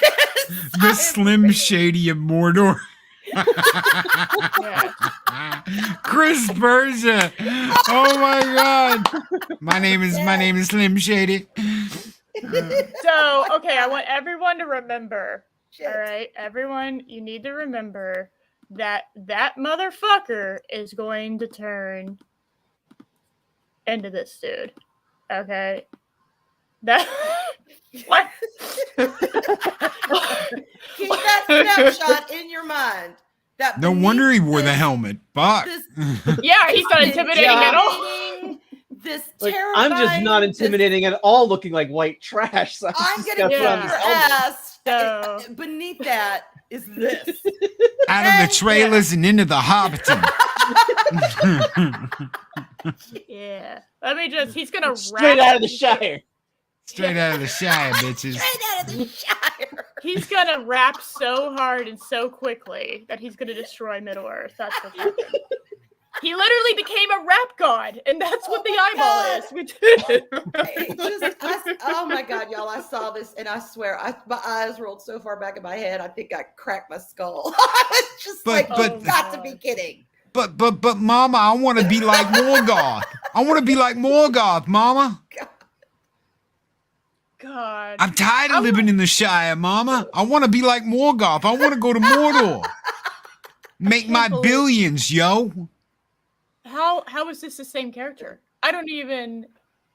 You know what? I'm gonna say something. Anakin Skywalker, Hayden Christensen, looks more like Darth Vader. Okay, he's gonna flex. Like he's gonna become Darth Vader. Then that motherfucker looks like he's gonna become Sauron. Okay. I mean, no wonder they didn't show that end scene that like Peter Jackson pulled back and was like, you know what? Let's not have Sauron meet Aragorn, because he'd have been like, "What's up, Cupcake, bro? You want some, huh? I got my posse behind me." Yeah. Oh my god. Yeah. The ring is gonna be Cupcake, bro. Fat gold chain around his neck. It's a clock. It's a clock. It's gonna be like a fat gold chain. Ensign Ricky, 8 miles to rule them all. And then like he's gonna be like, "Time's up, bitch." Just like you know there's padding in that armor, because that little skinny boy just ain't gonna cut it. I'm sorry. I like the idea that he's like sitting on the shoulders of somebody. He's really like move your feet, bro. Move your feet. You gotta move your feet. God. Oh my god. He's I can't. No, I can't. I'm trying to find an intimidating Sauron picture because, like, yeah, you look at this dude and you're. The thing about Sauron is it was so shocking how corrupt he was because he was so beautiful. Yeah, he's supposed to be Lucifer. And he was sent to Middle Earth to make sure that the shit that happened with Morgoth never effing happened again. Right. That was like his job, and he became it's like almost like he became him. He worshipped him. Yeah. Well, I would have probably become, I looked like that. Look at that shit. This little skeevy fuck. First time I ever saw him, I'd be like, I'm not sending your ass anywhere. God, I can't fucking believe that. But Mama, I gotta get to Morgoth. No, get your ass in the corner and say your alphabet like I told you to, boy. No. I just can't see it. Why is there a CBR article that says Sauron was once sexy and Amazon's Lord of the Rings can bring him back? Oh, God. I am not looking to bone Sauron, okay? Stop encouraging me wanting to bone Sauron. Yeah, it's just, what the fuck, people? Come on. It's funny. We were making fun of that guy that had a raging hard-on for Sauron. So apparently that guy's type is Eminem. We now know something. So we've been educated. Oh my God. I'm surprised they didn't make Sauron female. They could still do that. That's not out of the realm of possibilities because he can change shape and become whatever. So yeah, they made Loki. It'll be the angsty teenage Galadriel with the female Sauron face off. Oh God, it's literally just going to be Rivendell, but with more angst in a fantasy setting. Right. Jesus Christ! All the worst parts of Rivendell. Oh dear God. Rivendell and Game of Thrones had a baby, and they're all angsty teams that have insane power. And some fucking noob decided to arm their range, like super uber powerful, like mage elf with fucking heavy armor and a broadsword. That's just the stupidest shit I've ever heard of. If I my God, to have Elrond narrate it, every episode, like fucking Archie does on Rivendell or whoever the hell narrates it. Please, oh my God, please bring him back just to fucking, even better, bring back fucking Gandalf, all right? To just narrate everything for fun. There we go. I'd be that. I'd be that. I'd just have I forgot the guy that played. Who's the guy that played Gandalf? I just totally. Ian McKellen. Ian McKellen. Just have him sitting like in his bed over the fucking phone, like just recording everything. Just like whatever. Like. You want to talk about the series saying there's basically what none of it happened that way. You want to talk about worse? May I remind everyone here that there were rumors Leslie Jones was going to play Gandalf in this show. Okay, you know what? Do it. I want to see Gandalf be a strong black woman. Let's do it. Okay, come on, Amazon. You need more representation. There's not enough black people in Middle Earth, so you need to, do it. Young, angsty Gandalf, okay, is a young black woman. There you go. Oh my God. I don't know. Is Leslie Jones young? I don't know if I should call her young, to be honest. Oh, shit. No, but she has a beard. Michael Burnham's Gandalf. She's got the beard. She won't have to grow out the beard. She already got it. She'll be like, as a man, I shall not pass, motherfuckers. God, this is so funny. They stuck this shit up there as if they were proud of it too. Remember that. They're trying to get people psyched for it. They're posing. They're definitely posing with this. They're like, look at us. Look at our Sauron. No. No.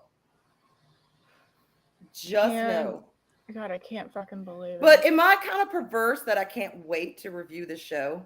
Oh, no, I'm right there with you. Oh, yeah. Me too. It's going to be great. I'm so excited. I just cannot wait I'm to so see this pumped. thing. And I'm also a noob. So I'm very normie when it comes to Lord of the Rings. So this is going to be even more exciting for me because I'm kind of going to be the demographic they're going to. They're not going for you Tolkien fans. No, they don't give a shit about y'all. No. Or they would have actually followed the lore. They're going for people like me. So, and it's good storytelling. So that's actually just out of the question at this point, too. I'm excited that this is aimed at me. I'm the demographic they're going for. But if you watch I'm a young woman that they want more women watching shit, right? Mm-hmm. And they want to bring the normies in. So I have an Amazon account, so come on. And if you watch it and you're like, this fucking tanks, this is stupid, and like you said, other normies start saying, wait a minute, this does not stand on its own, then they're going to have no one to blame but themselves. I'm interested to see how they're going to spin it. How they're going to spin it when other people are like, this isn't it. What they're going to say, who they're going to blame. We're strap in, kids. Strap in. It's going to be fun. Give me my next moonfall. Come on, Amazon. Give me my next moonfall. I was so disappointed with Love and Thunder, okay? Because I was hoping that was going to be the Thor moonfall. And it Shark Boy and Lava Girl. That was nothing. That was such a stupid waste of my time. I was disappointed. It wasn't even, funny, okay? So, you know what? Give me a So Bad It's Good. Yeah. I want to see why you raised my fucking my rates for everything, Amazon. I want to see what you poured my money into. I will say this. Some of the shots they have done look absolutely breathtaking. Oh yeah, the scenery is going to be amazing. Epic, and it looks epic. It looks grand. A lot of the stuff you see in other series that have come out recently, they're all in very confined spaces. This does not look like that. Yeah. It's cheap. Yeah. Well, it's Amazon, not the CW. So, I mean, how much did they spend on this? Billions of dollars, I think. Yeah, it's one of the most expensive TV, or not TV, but you know what I mean, streaming productions ever made. Yeah. So that shit better go somewhere. It better go somewhere. Like, isn't it like $20 million per episode? Something, some just incredible wow amount. So yeah, I have no doubt it's going to have 200 to 500 each episode, depending on what was in the episode. But yeah, something crazy like 200 to 500 million per episode. It was over $1 billion. It was over $1 billion for the season. So yes. I have no doubt, like you said, that sweeping picture, the CGI and all that, it better be top notch. If anything, that shit better be on point. Yeah, the scenery, everything, and Zinrig, you're right. Like, if I'm just looking at Discovery, like the grand shots of like space and whatnot, it looks stunning. It looks absolutely gorgeous. But the show itself is absolute dog shit. And I think that's what's going to happen here. And that's, if you've noticed, that started happening quite a bit on these really big budget shows, is it's all style, and then like the important shit is gone. So instead of going to like a forest in Canada, right, to shoot this alien planet, they're with like slight color correction on the leaves, so it looks different. They're gonna like spend all this time on these giant scenes, but like, whereas the cheaper set would have like really amazing characters and really amazing dialogue and storytelling. Yeah, this one's gonna have great scenes, stunning, absolutely amazing visuals that you're gonna want to put up on your wall, right, or make as a wallpaper. But then you actually get to the characters and the story, what you kind of want to be invested in, and there's nothing, and that's just. It's like they use that to cast a glamour on you and then give you no sustenance. It's like you watch it and go, wow, this is really pretty, but this isn't feeding me. This isn't giving me what I want. This is just nothing. Yeah. It's like a shitty cake wrapped in really good frosting. Well, yeah, you could eat the frosting, but the shitty cake is really what it's about. If that cake ain't good, I'm not going to spend my time eating it, no matter how pretty it is. That's right. Yeah, like if you have this gorgeous cake that costs like $5 million, but you cut into it and it's literally just like the inside of a sewer drain. Yeah, okay? Hot garbage. There's like nothing in the world that would make me want to eat that cake, no matter how pretty it looked, right? Like I will not be convinced. Yeah. To do that. So anyway. But we'll be there.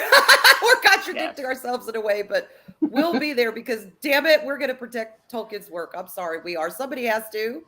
Yep. Somebody has to uphold what he's really all about. This ain't it. Dega. Mm-hmm. Well, we were talking about Deep Space Nine, and we kind of got off topic a little bit because just a bit. We had to. I'd seen this, and I that was so funny. There he is. Drink him in. This is not a good image for him either. I would have had him this is the image you select of this actor for your first reveal. A holy look, like have the white hood over, and he kind of has like this holy-esque figure, like backlight him, but kind of light him a little bit so he looks holy. And there's like, you could go really far with it. Have like the one ring, it's like the halo, kind of look around. Hell yeah, that'd be awesome. Yeah, like really. So explain this to me though. Explain this, please. This guy that we're looking at right here, this guy walked up to the elves and walked up to Celebrimbor himself, the greatest elven smith of all time, and was like, yo, dog, I got some tongs for you. And if you use these tongs and this smithing hammer, you can make some badass shit. Let's like co-ab, dog. Let's co-ab, and we can make some bling bling ring, yo. We can make some bling bling ring. And Celebrimbor, the greatest fucking elven smith those on the rims. Any age, was like, for sure, player, for sure. Yeah, let's put rims on the carriage. Yeah, let's just slap those suckers. And they're going to keep spinning even though we're standing still, okay? That's what we're going to do. There we go. One simply does not walk up to Celebrimbor and say, hey, yo, dog, let's make some bling. I'm just imagining just somebody from any other age, right? Like, imagine him walking up the Thandril. Just think about it. Just imagine him walking up the Thandril, and he's just like, bitch, get out. What are you doing? Get the fuck out of here. Stain on the floor. You will not sully my quarters, my throne room with your bullshit. What is this? Get out. Bye, Felicia. Oh, yeah. No. Ugh. No, bling, bling, ring. That don't play. Sorry, not in the world of Tolkien. What did he use to buzz his hair, by the way, in Middle Earth? Does anyone want to answer that question?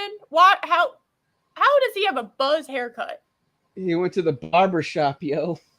Yeah, in Mordor, we have the buzzers ready for you, my lord. What's it? Oh my god. There's so many questions. There's like a reason why a lot of people had long hair because they didn't have barbers. You dumb fucks. They should have had him so that his so that the script of the One Ring was like kind of like shaved into his head a little bit. So I now want this guy to go into a barbershop in Middle Earth and have Eddie Murray play all the other characters. I need that too, actually. Twinkie 1 down. Twinkie 1 is down. Again. Elves have short hair. I'm just saying, why does anyone have that short of hair? Yeah. They don't have things to cut. They think they have scissors and knives, but that's about it. Really? You're going to spend your fucking day sharpening your blade only to use it to like buzz your hair a little bit? Twinkie down. Yeah, Twinkie 1 is down again. It's tied back in a man bun. No, that is a shaved hair, dude. Okay. This is so stupid. this is the worst image they could have used too. Were they trying to make him look intimidating? Because this has edgy teen like written all over it. This does not intimidate me at all. This is what somebody who isn't badass thinks a badass looks like. Look at Hot Pocket. Look at Hot Pocket in Halo. It's the exact same thing. Hot Pocket in Halo looks the exact same way. Yeah, so it's this blonde, blue-eyed, evil person that bad fanfic that somehow managed to make it to like a big screen production. Like that's a #1 buzz cut. Yes, actually, that's actually the list that they have when you're cutting your hair short. That's a 1. That is. So,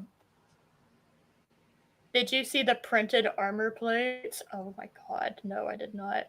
I haven't kept up with any of it at all. What are the printed armor plates? What is this? I gotta know. See, back in the movies, they had a company that made all the armor.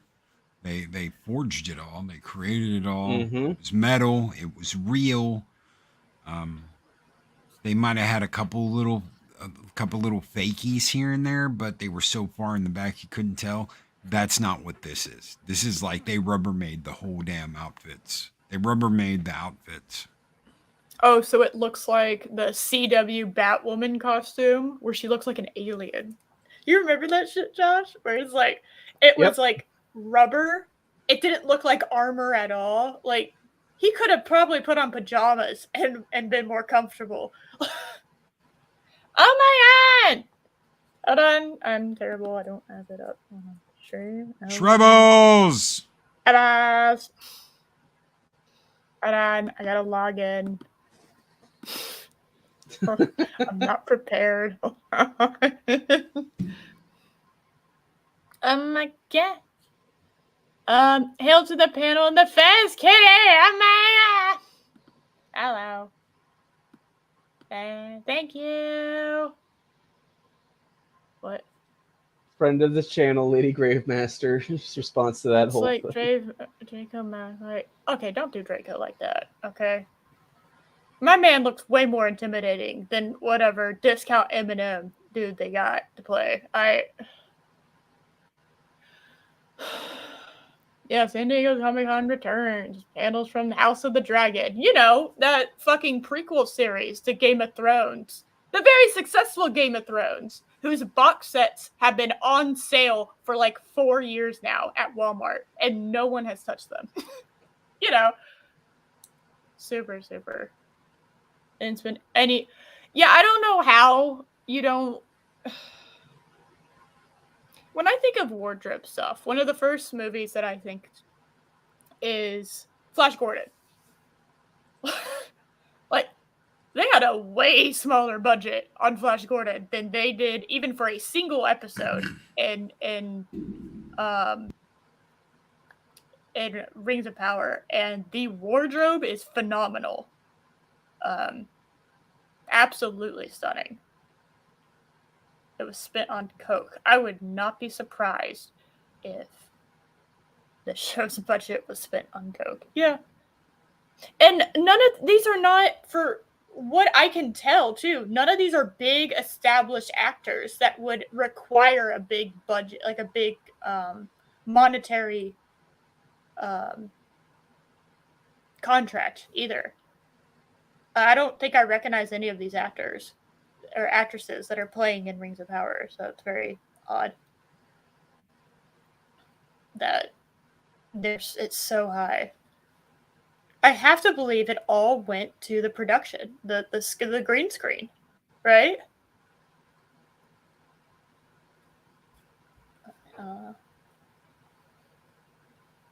Hello, can y'all hear me?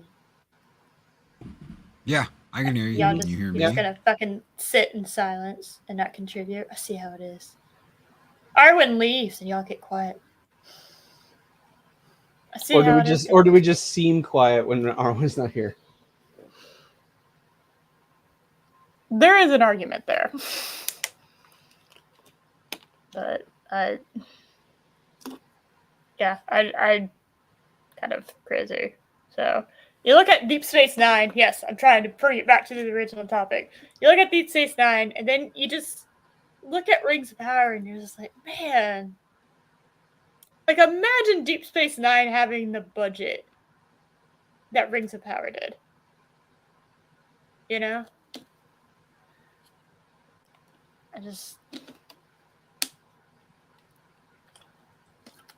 The new Shazam trailer's out. I'm way more excited about Black Adam. Way more excited than the new Shazam movie. So. I don't know if y'all heard that. I'm not sure what that was. Sounded like a pop. There's been some kids that like to do fireworks for some reason. I don't know why. Okay.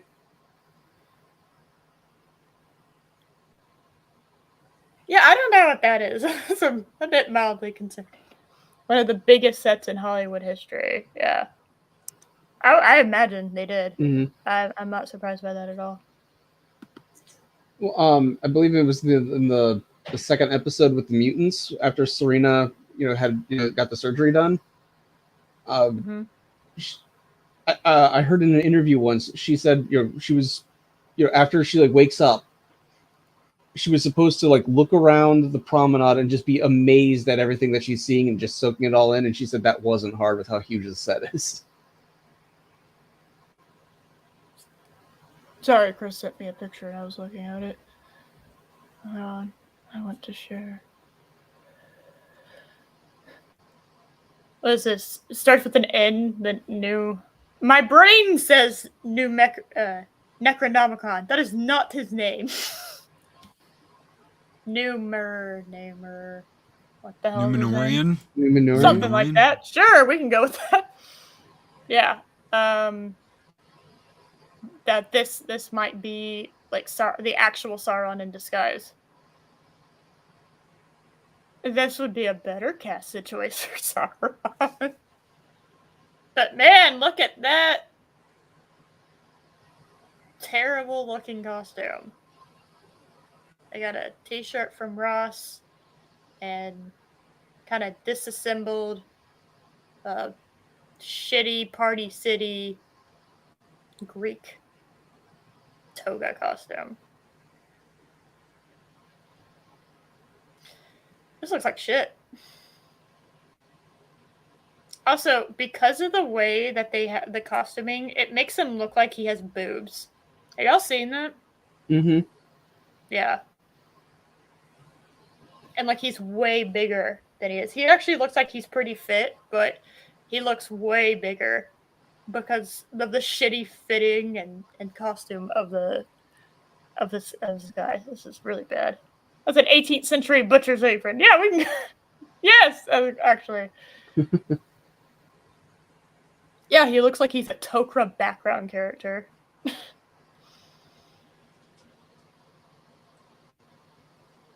Oh, look at you have somebody asking you something.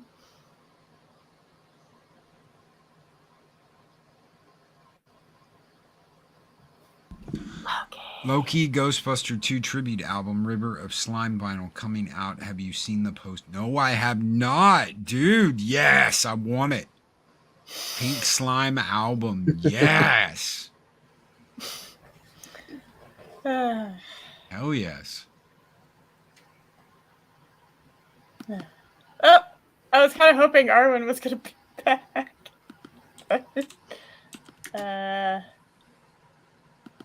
I can hear you clacking on your keyboard. You're looking it up, right? Mm-hmm. Mm-hmm.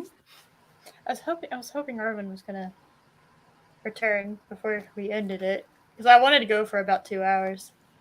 So it was great. That's what I think of DS9. And Rings of Power does not look great. So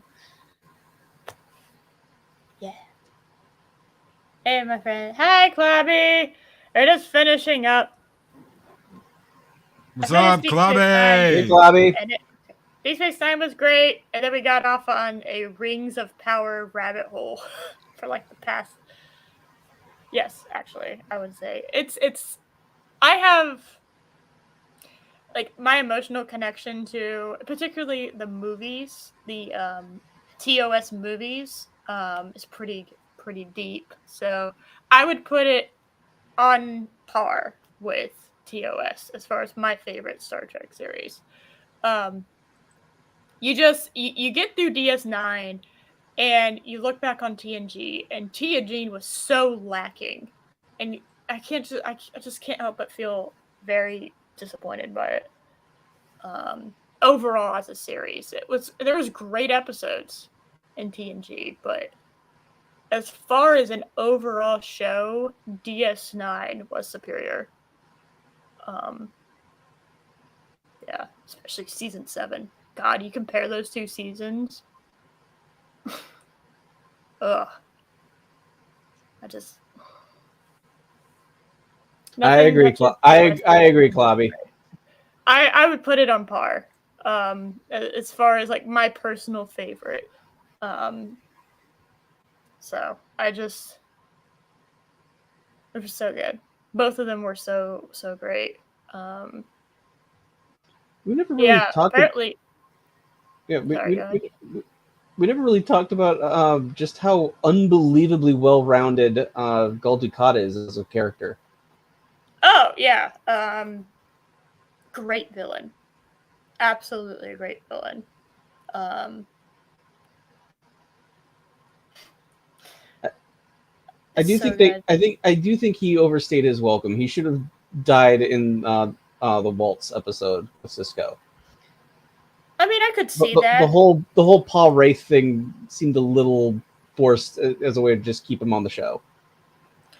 Well, it's kind of like they needed an 8th season almost, right? Like if they were going to do really explore the Paul Wraith thing, because that's fascinating. But the Dominion War was such an overwhelming issue that the Paul Wraith which could have been an equally as overwhelming issue, especially considering DS9's location and Sisko's connection as the emissary. It just felt very, very like C plot because of the Dominion War. I don't think they should have done anything to touch the Dominion War. If they wanted to end the Dominion War, kind of, and have brought the Paul Race in as the Dominion War was kind of ending, and doing an 8th season, okay, and that would have tied up a lot of loose ends to other things, right? And it would have been interesting to kind of see DS9 truly be alone. I mean, everyone would be suffering. I mean, what did they say? 800 million dead at the end of the Dominion War? Like, are that one battle 800 million dead? Well, no, that was from the bombardment of Cardassia, because when they started killing the cadet. That's what I'm saying. Just that one section of the battle, 800 million is dead. I mean, think about that. That's higher than the entire population of Europe. Yeah. It's insane, the total. And everyone's trying to rebuild. And then Gul Dukat and all of his assholery fucking decides I'm going, because everyone's crippled from the war and like trying to like regain everything. You know? And then coming in and trying to do the power race. I could have seen that a little bit, right? Mm-hmm. But him turning into a Bajoran, I thought that was great at first, and then it got old. So, you know, like, I don't know, like that did get kind of old, but yeah. I wish that. What? Oh my god, I knew this entire time the reason you were quiet was you were looking at that fucking vinyl. I'm sorry, but the statue in the water with that is Damn. epic. That is effing epic. Yes. How much is it? I have no idea. But yeah. Thank you for letting me know. Yeah. Wow. We need more things. We need to buy him more things. He's actually running out of room on his vinyl album. shelf. I'm gonna have to get another shelf. Shelf. Those the quad shelves aren't that expensive. Well, actually, we could just like remove the things from the bottom half. But you're gonna have to get enough vinyl to fill that up. So anyway. Loki catnip. Yeah, oh yeah. Yeah. God damn it, you're so fucking right about that. Oh yeah. Oh yeah. Yep. That green and that pink, the pink slime and the green slime album, that's gold. That Statue of Liberty though, as soon as I saw that, I was like, it will be mine. Oh yes, it will be mine. Yeah. Yeah. So beautiful. Absolutely beautiful. You know, it's fascinating you say that, Claudia, because I actually think that Roddenberry's vision of the idealized government doesn't necessarily entirely work with human beings and other humanoid races. Eventually, corruption does happen, and you got to take care of it. But it's going to be a different type of corruption, right? And I think the introduction of Section 31 was kind of a fascinating way to have that, right? Because you could kind of have your cake and eat it too, in a way. When it came to the government of Starfleet, and wartime Starfleet and Federation is going to be different, just in general. And I don't think the entire Alpha Quadrant, I don't think had ever had a war of this scale occur.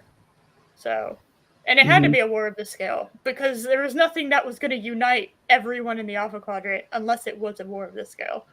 So, Roddenberry's vision, whether you like or disagree, is what matters most. Yeah, I don't know if I fully agree with that. I think it matters. I don't know if that's the most important thing. And I guess I don't know. What do you mean by that? Irrelevant, it was Gene's creation. Well, if Gene would have continued working on DS9, it wouldn't have been as good. He was dead by the time DS9 came around. No, he had no involvement. TNG, that's what I'm thinking of. If TNG if he wouldn't have gotten kicked off to, what was it, Jamaica? Is that the island he got kicked off to? Essentially. The Bahamas. Yeah, because he kept wanting to like redo TOS, I think. And it's kind of the reason why season 1 of TNG was so bad. Yes, there we go. I'm getting hungry. Can y'all tell? My brain function's starting to decline. Ensign Ricky, I actually agree. Rick Berman did a better job. Who's Rick Berman? Remind me what he did. He was the executive producer and showrunner of this era, basically. Okay. I got you. Yeah. I've learned from dealing with, I guess, just I guess I've just learned that I don't want to idealize people in any kind of media industry. I have been disappointed way too many times, and I hope I didn't. Chloe, I know you're good at like us battling this shit out because we've battled this shit out before, but especially with 2009 Star Trek. Mm-hmm. I think we even had like an argument over whether Batman is technically a superhero or not. But Eris needs a Mexican pizza from Taco Bell. They are out of their Mexican pizzas until the fall, Andrew. Okay, don't tease me like that. Damn. Well, if you get rid of the laser, nuclear, and kinetic kill weapons, and you're too much of a pussy to wage war properly. That was something they came up with. Something that was part of a problem they came up with in DS9, where it was like, we got to change to wartime, and we have been like an exploration-based, people for a while. And the Borg kind of woke up Starfleet / the Federation. But it really wasn't until the Dominion War that actually like really brought out what it would be like for a war of that caliber. And the more people and worlds and space that you connect together and unite, and then so the more that you can explore outward, right? The bigger of a scale of conflict things are going to be, right? So, oh my God, Josh, everyone went away, and Loki told me he had to go. I am all alone here on my panel. Oh God. So then you talk about I agree. The most important thing he created it, respect the originator. No, I agree with that. I didn't agree with Roddenberry did, but it was his creation, and Berman did some dumb crap also. I'm not saying that you're not Berman, alone again. Yeah, it's Sorry, fine. I had a phone Berman and Roddenberry. I just had a mild disagreement with. Okay. Just because someone creates something doesn't always mean that they know exactly what to do always with the property they create. TNG proved that. The first couple seasons. George TNG Lucas also proved that with the war room. But Berman did some stupid shit. So. Oh yeah, no, he's not innocent either. Everyone does. He's not the only one. Braga and a couple of people in Deep Space Nine did some really stupid shit. So. Oh God, there were some dragging episodes. There were some episodes that you were just like, oh, stop it. No. I had a lot more of those episodes when it came to TNG, though.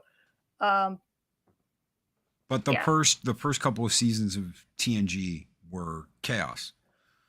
It's been talked about. They even did a damn movie about it, Chaos on the Bridge, about how crazy shit was and how they pretty much had to get Roddenberry out of the office and get him on vacation to straighten shit out and keep people from killing each other.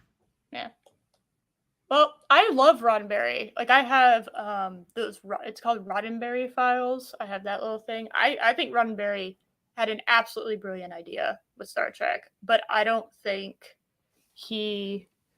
Josh internet went down. Okay, so Arwyn's internet went down. Josh's internet went down. Jesus Christ. Oh God, I hope our internet doesn't go down. I don't know. I think again, another person I think of when I think of a creator who didn't quite do right by their own creation is Thomas Harris. He wrote the Silence of the Lambs books. DC Fontana has as much to do with Star Trek as Gene did.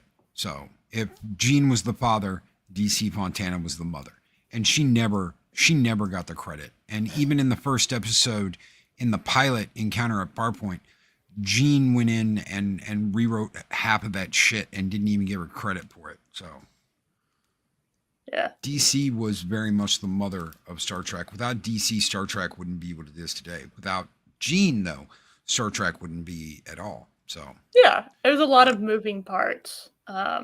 He created it, but at the same time, he had a lot of help too. TNG did not prove that. Ooh, we have an argument happening.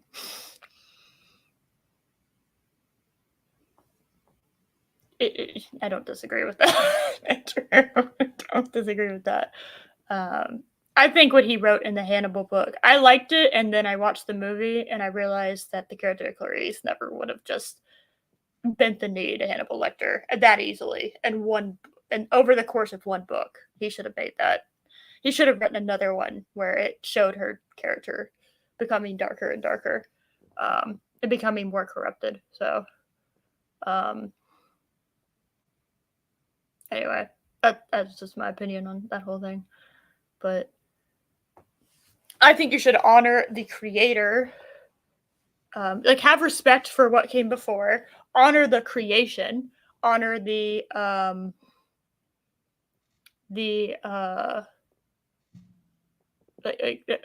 canon, everything. Just and know what you're doing when you do a new series, but I don't know. When it comes to Roddenberry, I don't know if I would have. I don't think he is the most important part of Star Trek.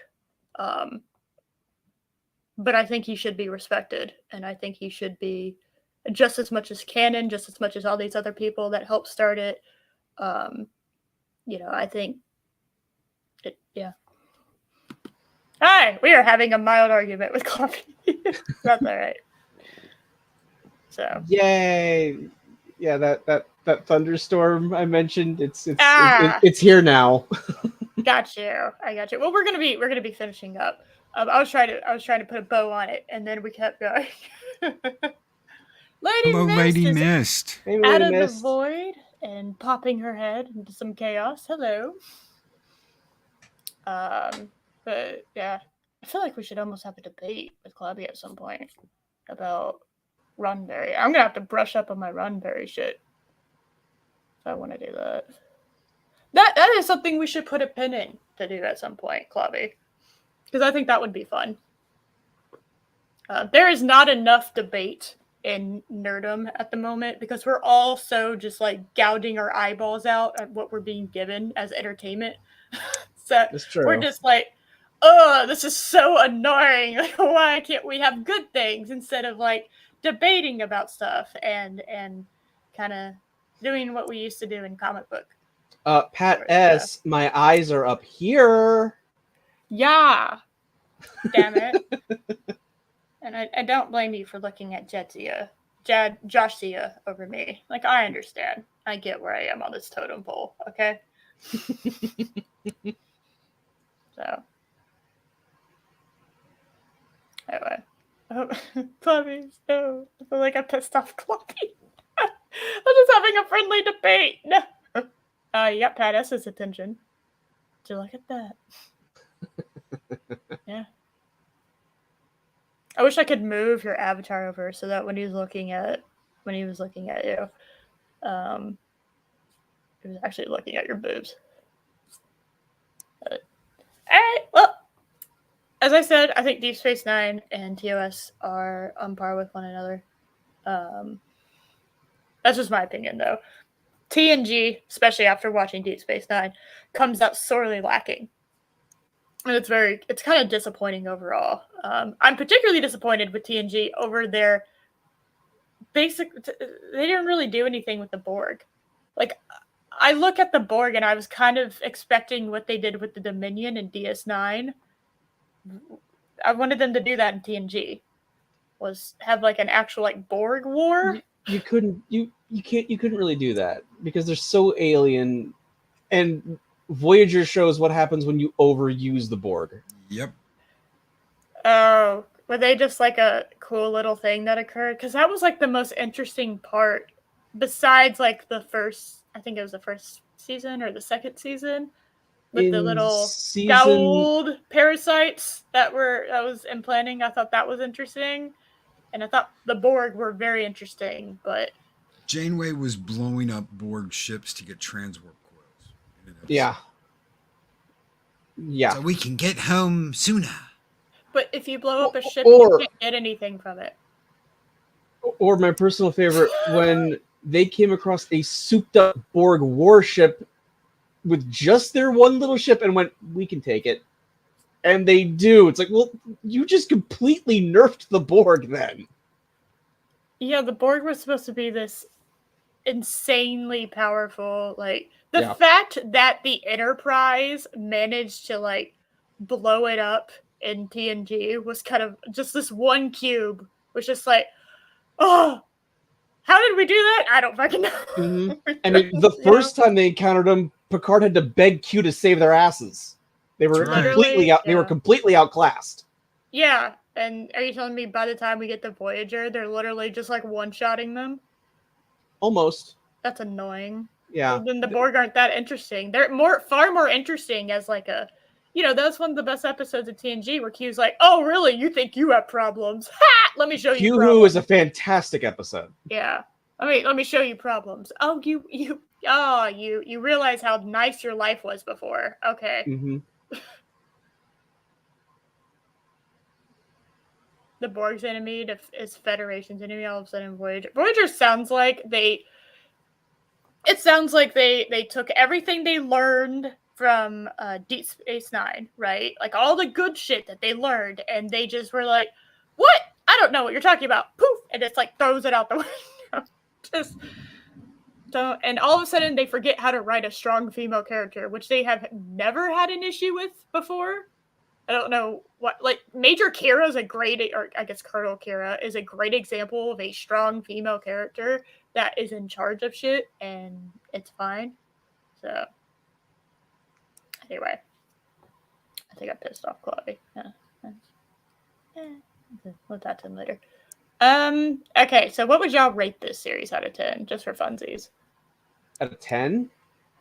Yeah, 1 to 10. What would you rate it? 9. Alright. Loki. I'd give it a 9 too. Some of the best Star Trek, if not the best Star Trek ever. Deep Space Nine. Yeah, I'd top actually shelf, I top agree. tier Star Trek. Mm-hmm. Yeah, 9. I would give it a 9 as well. I don't know what I would give it 10, but there was like enough that annoyed me to drop it down a point. But it was so good that 9 is like it was absolutely amazing. So a 9 with a gold star. a 9 with a plus. There we go. Yeah. I mean, when you can take an episode like The Visitor, where you have a main character, but not the main actor of that character, a guest star essentially, but and make you weep. That shows how solid it was. Tony Todd had a lot to do with that too.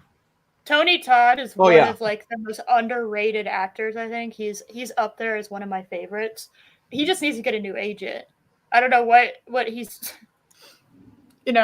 he's what makes the Final Destination movies, like, other than the hilarious death scenes. Tony Todd's character literally makes the Final Destination movies. Mm-hmm. So DS9 was a pinnacle that Star Trek has never reached again. I would say that's a pretty good one. Oh my god, I forgot that Cisco punched Q in the face. You are not Picard. No. Picard never hit me. Well, I'm not Picard. He needed to get punched in the face. Let's be honest with ourselves. He did. So the music was good. Troy marrying Odo, that was actually kind of surprisingly sweet. Yeah. Loxana actually had more depth. Yes. Than all the episodes of TNG.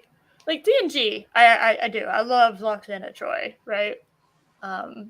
Her and Guigan were some of my favorite characters in TNG, but they like tapped into like another part of the character in DS9 that we really hadn't seen. And she went from not just being this like the annoying mother-in-law, I guess is the best way I could put her character, the annoying, charming mother-in-law that doesn't know when to shut up. She went from that to like this fully fleshed out character. Cisco punched a god and became a god himself. You're not wrong, actually. Yeah. You're not wrong. You're easier to provoke. He wears his heart on his sleeve, and I appreciated that difference between him and Picard.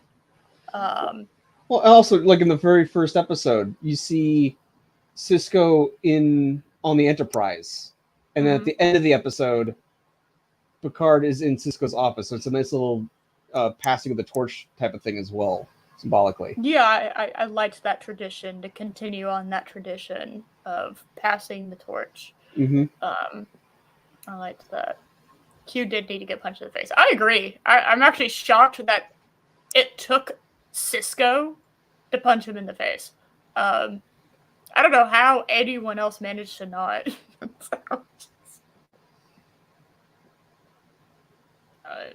Cisco was the best family man. Yeah, that was something else. Is the previous two captains, Kirk and Picard, they didn't have families. That wasn't something that they were Kirk, thinking. I mean, Kirk about. had one, but he wasn't in their lives. Okay, well, technically he had one. We could also say technically Picard had a son, but we're not going to count that either, are we? No, because he wasn't actually his son. Yeah, exactly. It's like technically, but like to have, and also to watch Jake grow up is crazy. That kid hit a growth spurt during the series. My man like grew 3 feet. Just so, and he knew how to cook too. Yes, he of all the captains. You're right, actually. I'm thinking of Janeway. Janeway didn't have a family. She had a husband, fiance, quote and unquote, then I guess. Yeah, and dogs. She had dogs. Dogs. Yeah. So and then I don't know if Archer didn't have anybody. Okay, so he's like the only had that one that chick on what was it? Columbia. The Columbia, yeah. Oh, so he had a long. They weren't together though. Banging. Oh, they were just banging. Okay, that's not a family. It's not friends with benefits. The only other cook is Pike. Do I need to make a joke about Pike and cooking? No, I don't make a joke. Well, now he looks like a salt shaker. Isn't that fun? Shay, that's true. Archer had Porthos. No cheese for you, doggy. It was absolutely wonderful as a series. And this should tell you something. There's so many good episodes that I know I'm going to be spending the rest of the day thinking about them and think, why didn't I talk about this? Why did I mention this? Like, because there's so much. There's so much good. We just kind of scratched the surface here. But it is absolutely amazing. And I don't know. I kind of feel like after this, there shouldn't have been that much of an excuse for things to be bad. You know, we should have kind of had this quality kept for the rest of Star Trek. And I'm not entirely sure why it was allowed to falter. So I think it was mostly burnout. Yes. Oh my God! Thank you. And she just tipped it. She didn't say anything. Oh, thank you so much. Aww. Thank you. Murder mystery episode was good. That was good. The fucking Bashir James Bond episode was really good, where they're trapped. That was fun. Yes. That was fun. That was so good. It was kind of like just so good. Everything was so good. I do want to also quickly mention. So for me, my least favorite episode of the entire series was the damn vacation episode where Worf is just a stick in the mud and terrorists. Oh my God, I forgot about that. And like terrorists take over like the weather control because fucking Quakers, the space what Quakers. The hell is this? The fucking, they're like, we don't like people having fun in ways that we don't like, that we don't agree with. And it's like, Worf, do not sit there on your Klingon ass and tell me that you don't want all of the pissoir from Jadzia. Okay? Mm-hmm. You over here trying to act like, well, I am better than you because I have... The terrorist logic also made the terrorist logic also made such little sense. Like, this planet has become just so decadent, and it's filled with people who do nothing but relax and enjoy their pleasures. Like, it's a resort as a it's planet. It's a vacation planet. Literally amazing. People are there. I can visit Ryza. Who doesn't? It's a tropical paradise. Yeah. And you're like, no, I want it to rain and I want everyone to be miserable like me. It's like, no, go.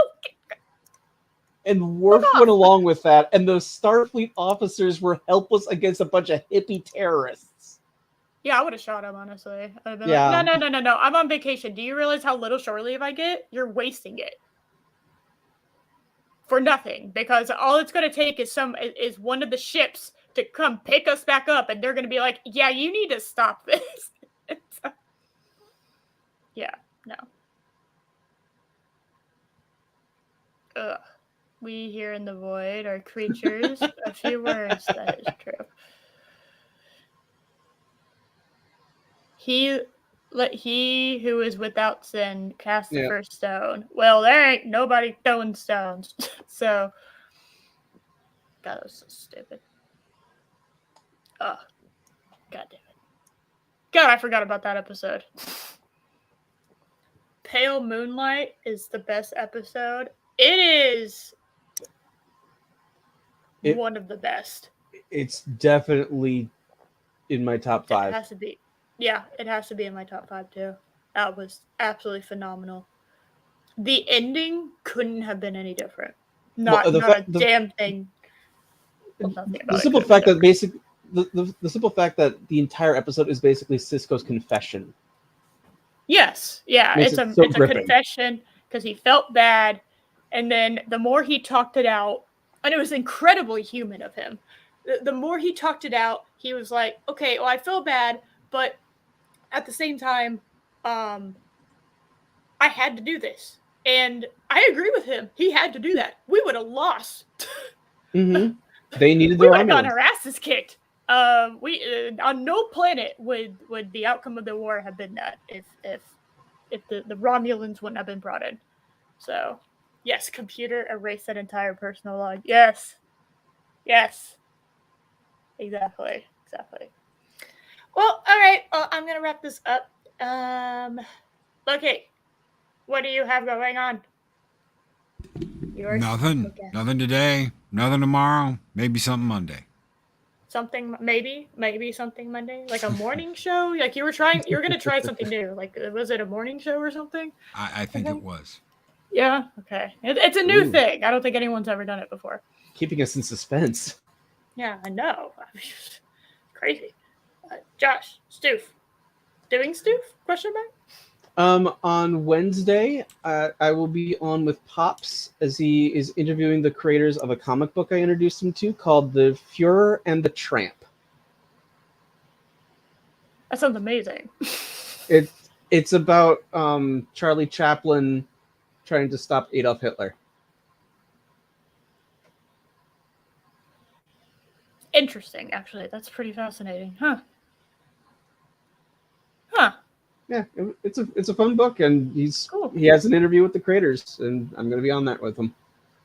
Oh, that's awesome. Yeah, Loki's doing a morning show. What the fuck? It's kind of crazy. Yeah. Yeah. We all told him he's crazy, but yeah, he insists upon doing it. I don't know. Yeah. Well, I'm sure I can. I'll go ahead and tell. Arwyn is going to possibly be on any stream that is streaming because that's just how Arwyn does things. So, if there is a stream, she might be on it.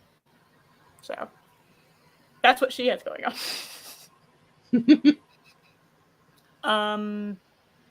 For me, I don't think I have anything else going on this week because we did the Anime Girls thing last week. So.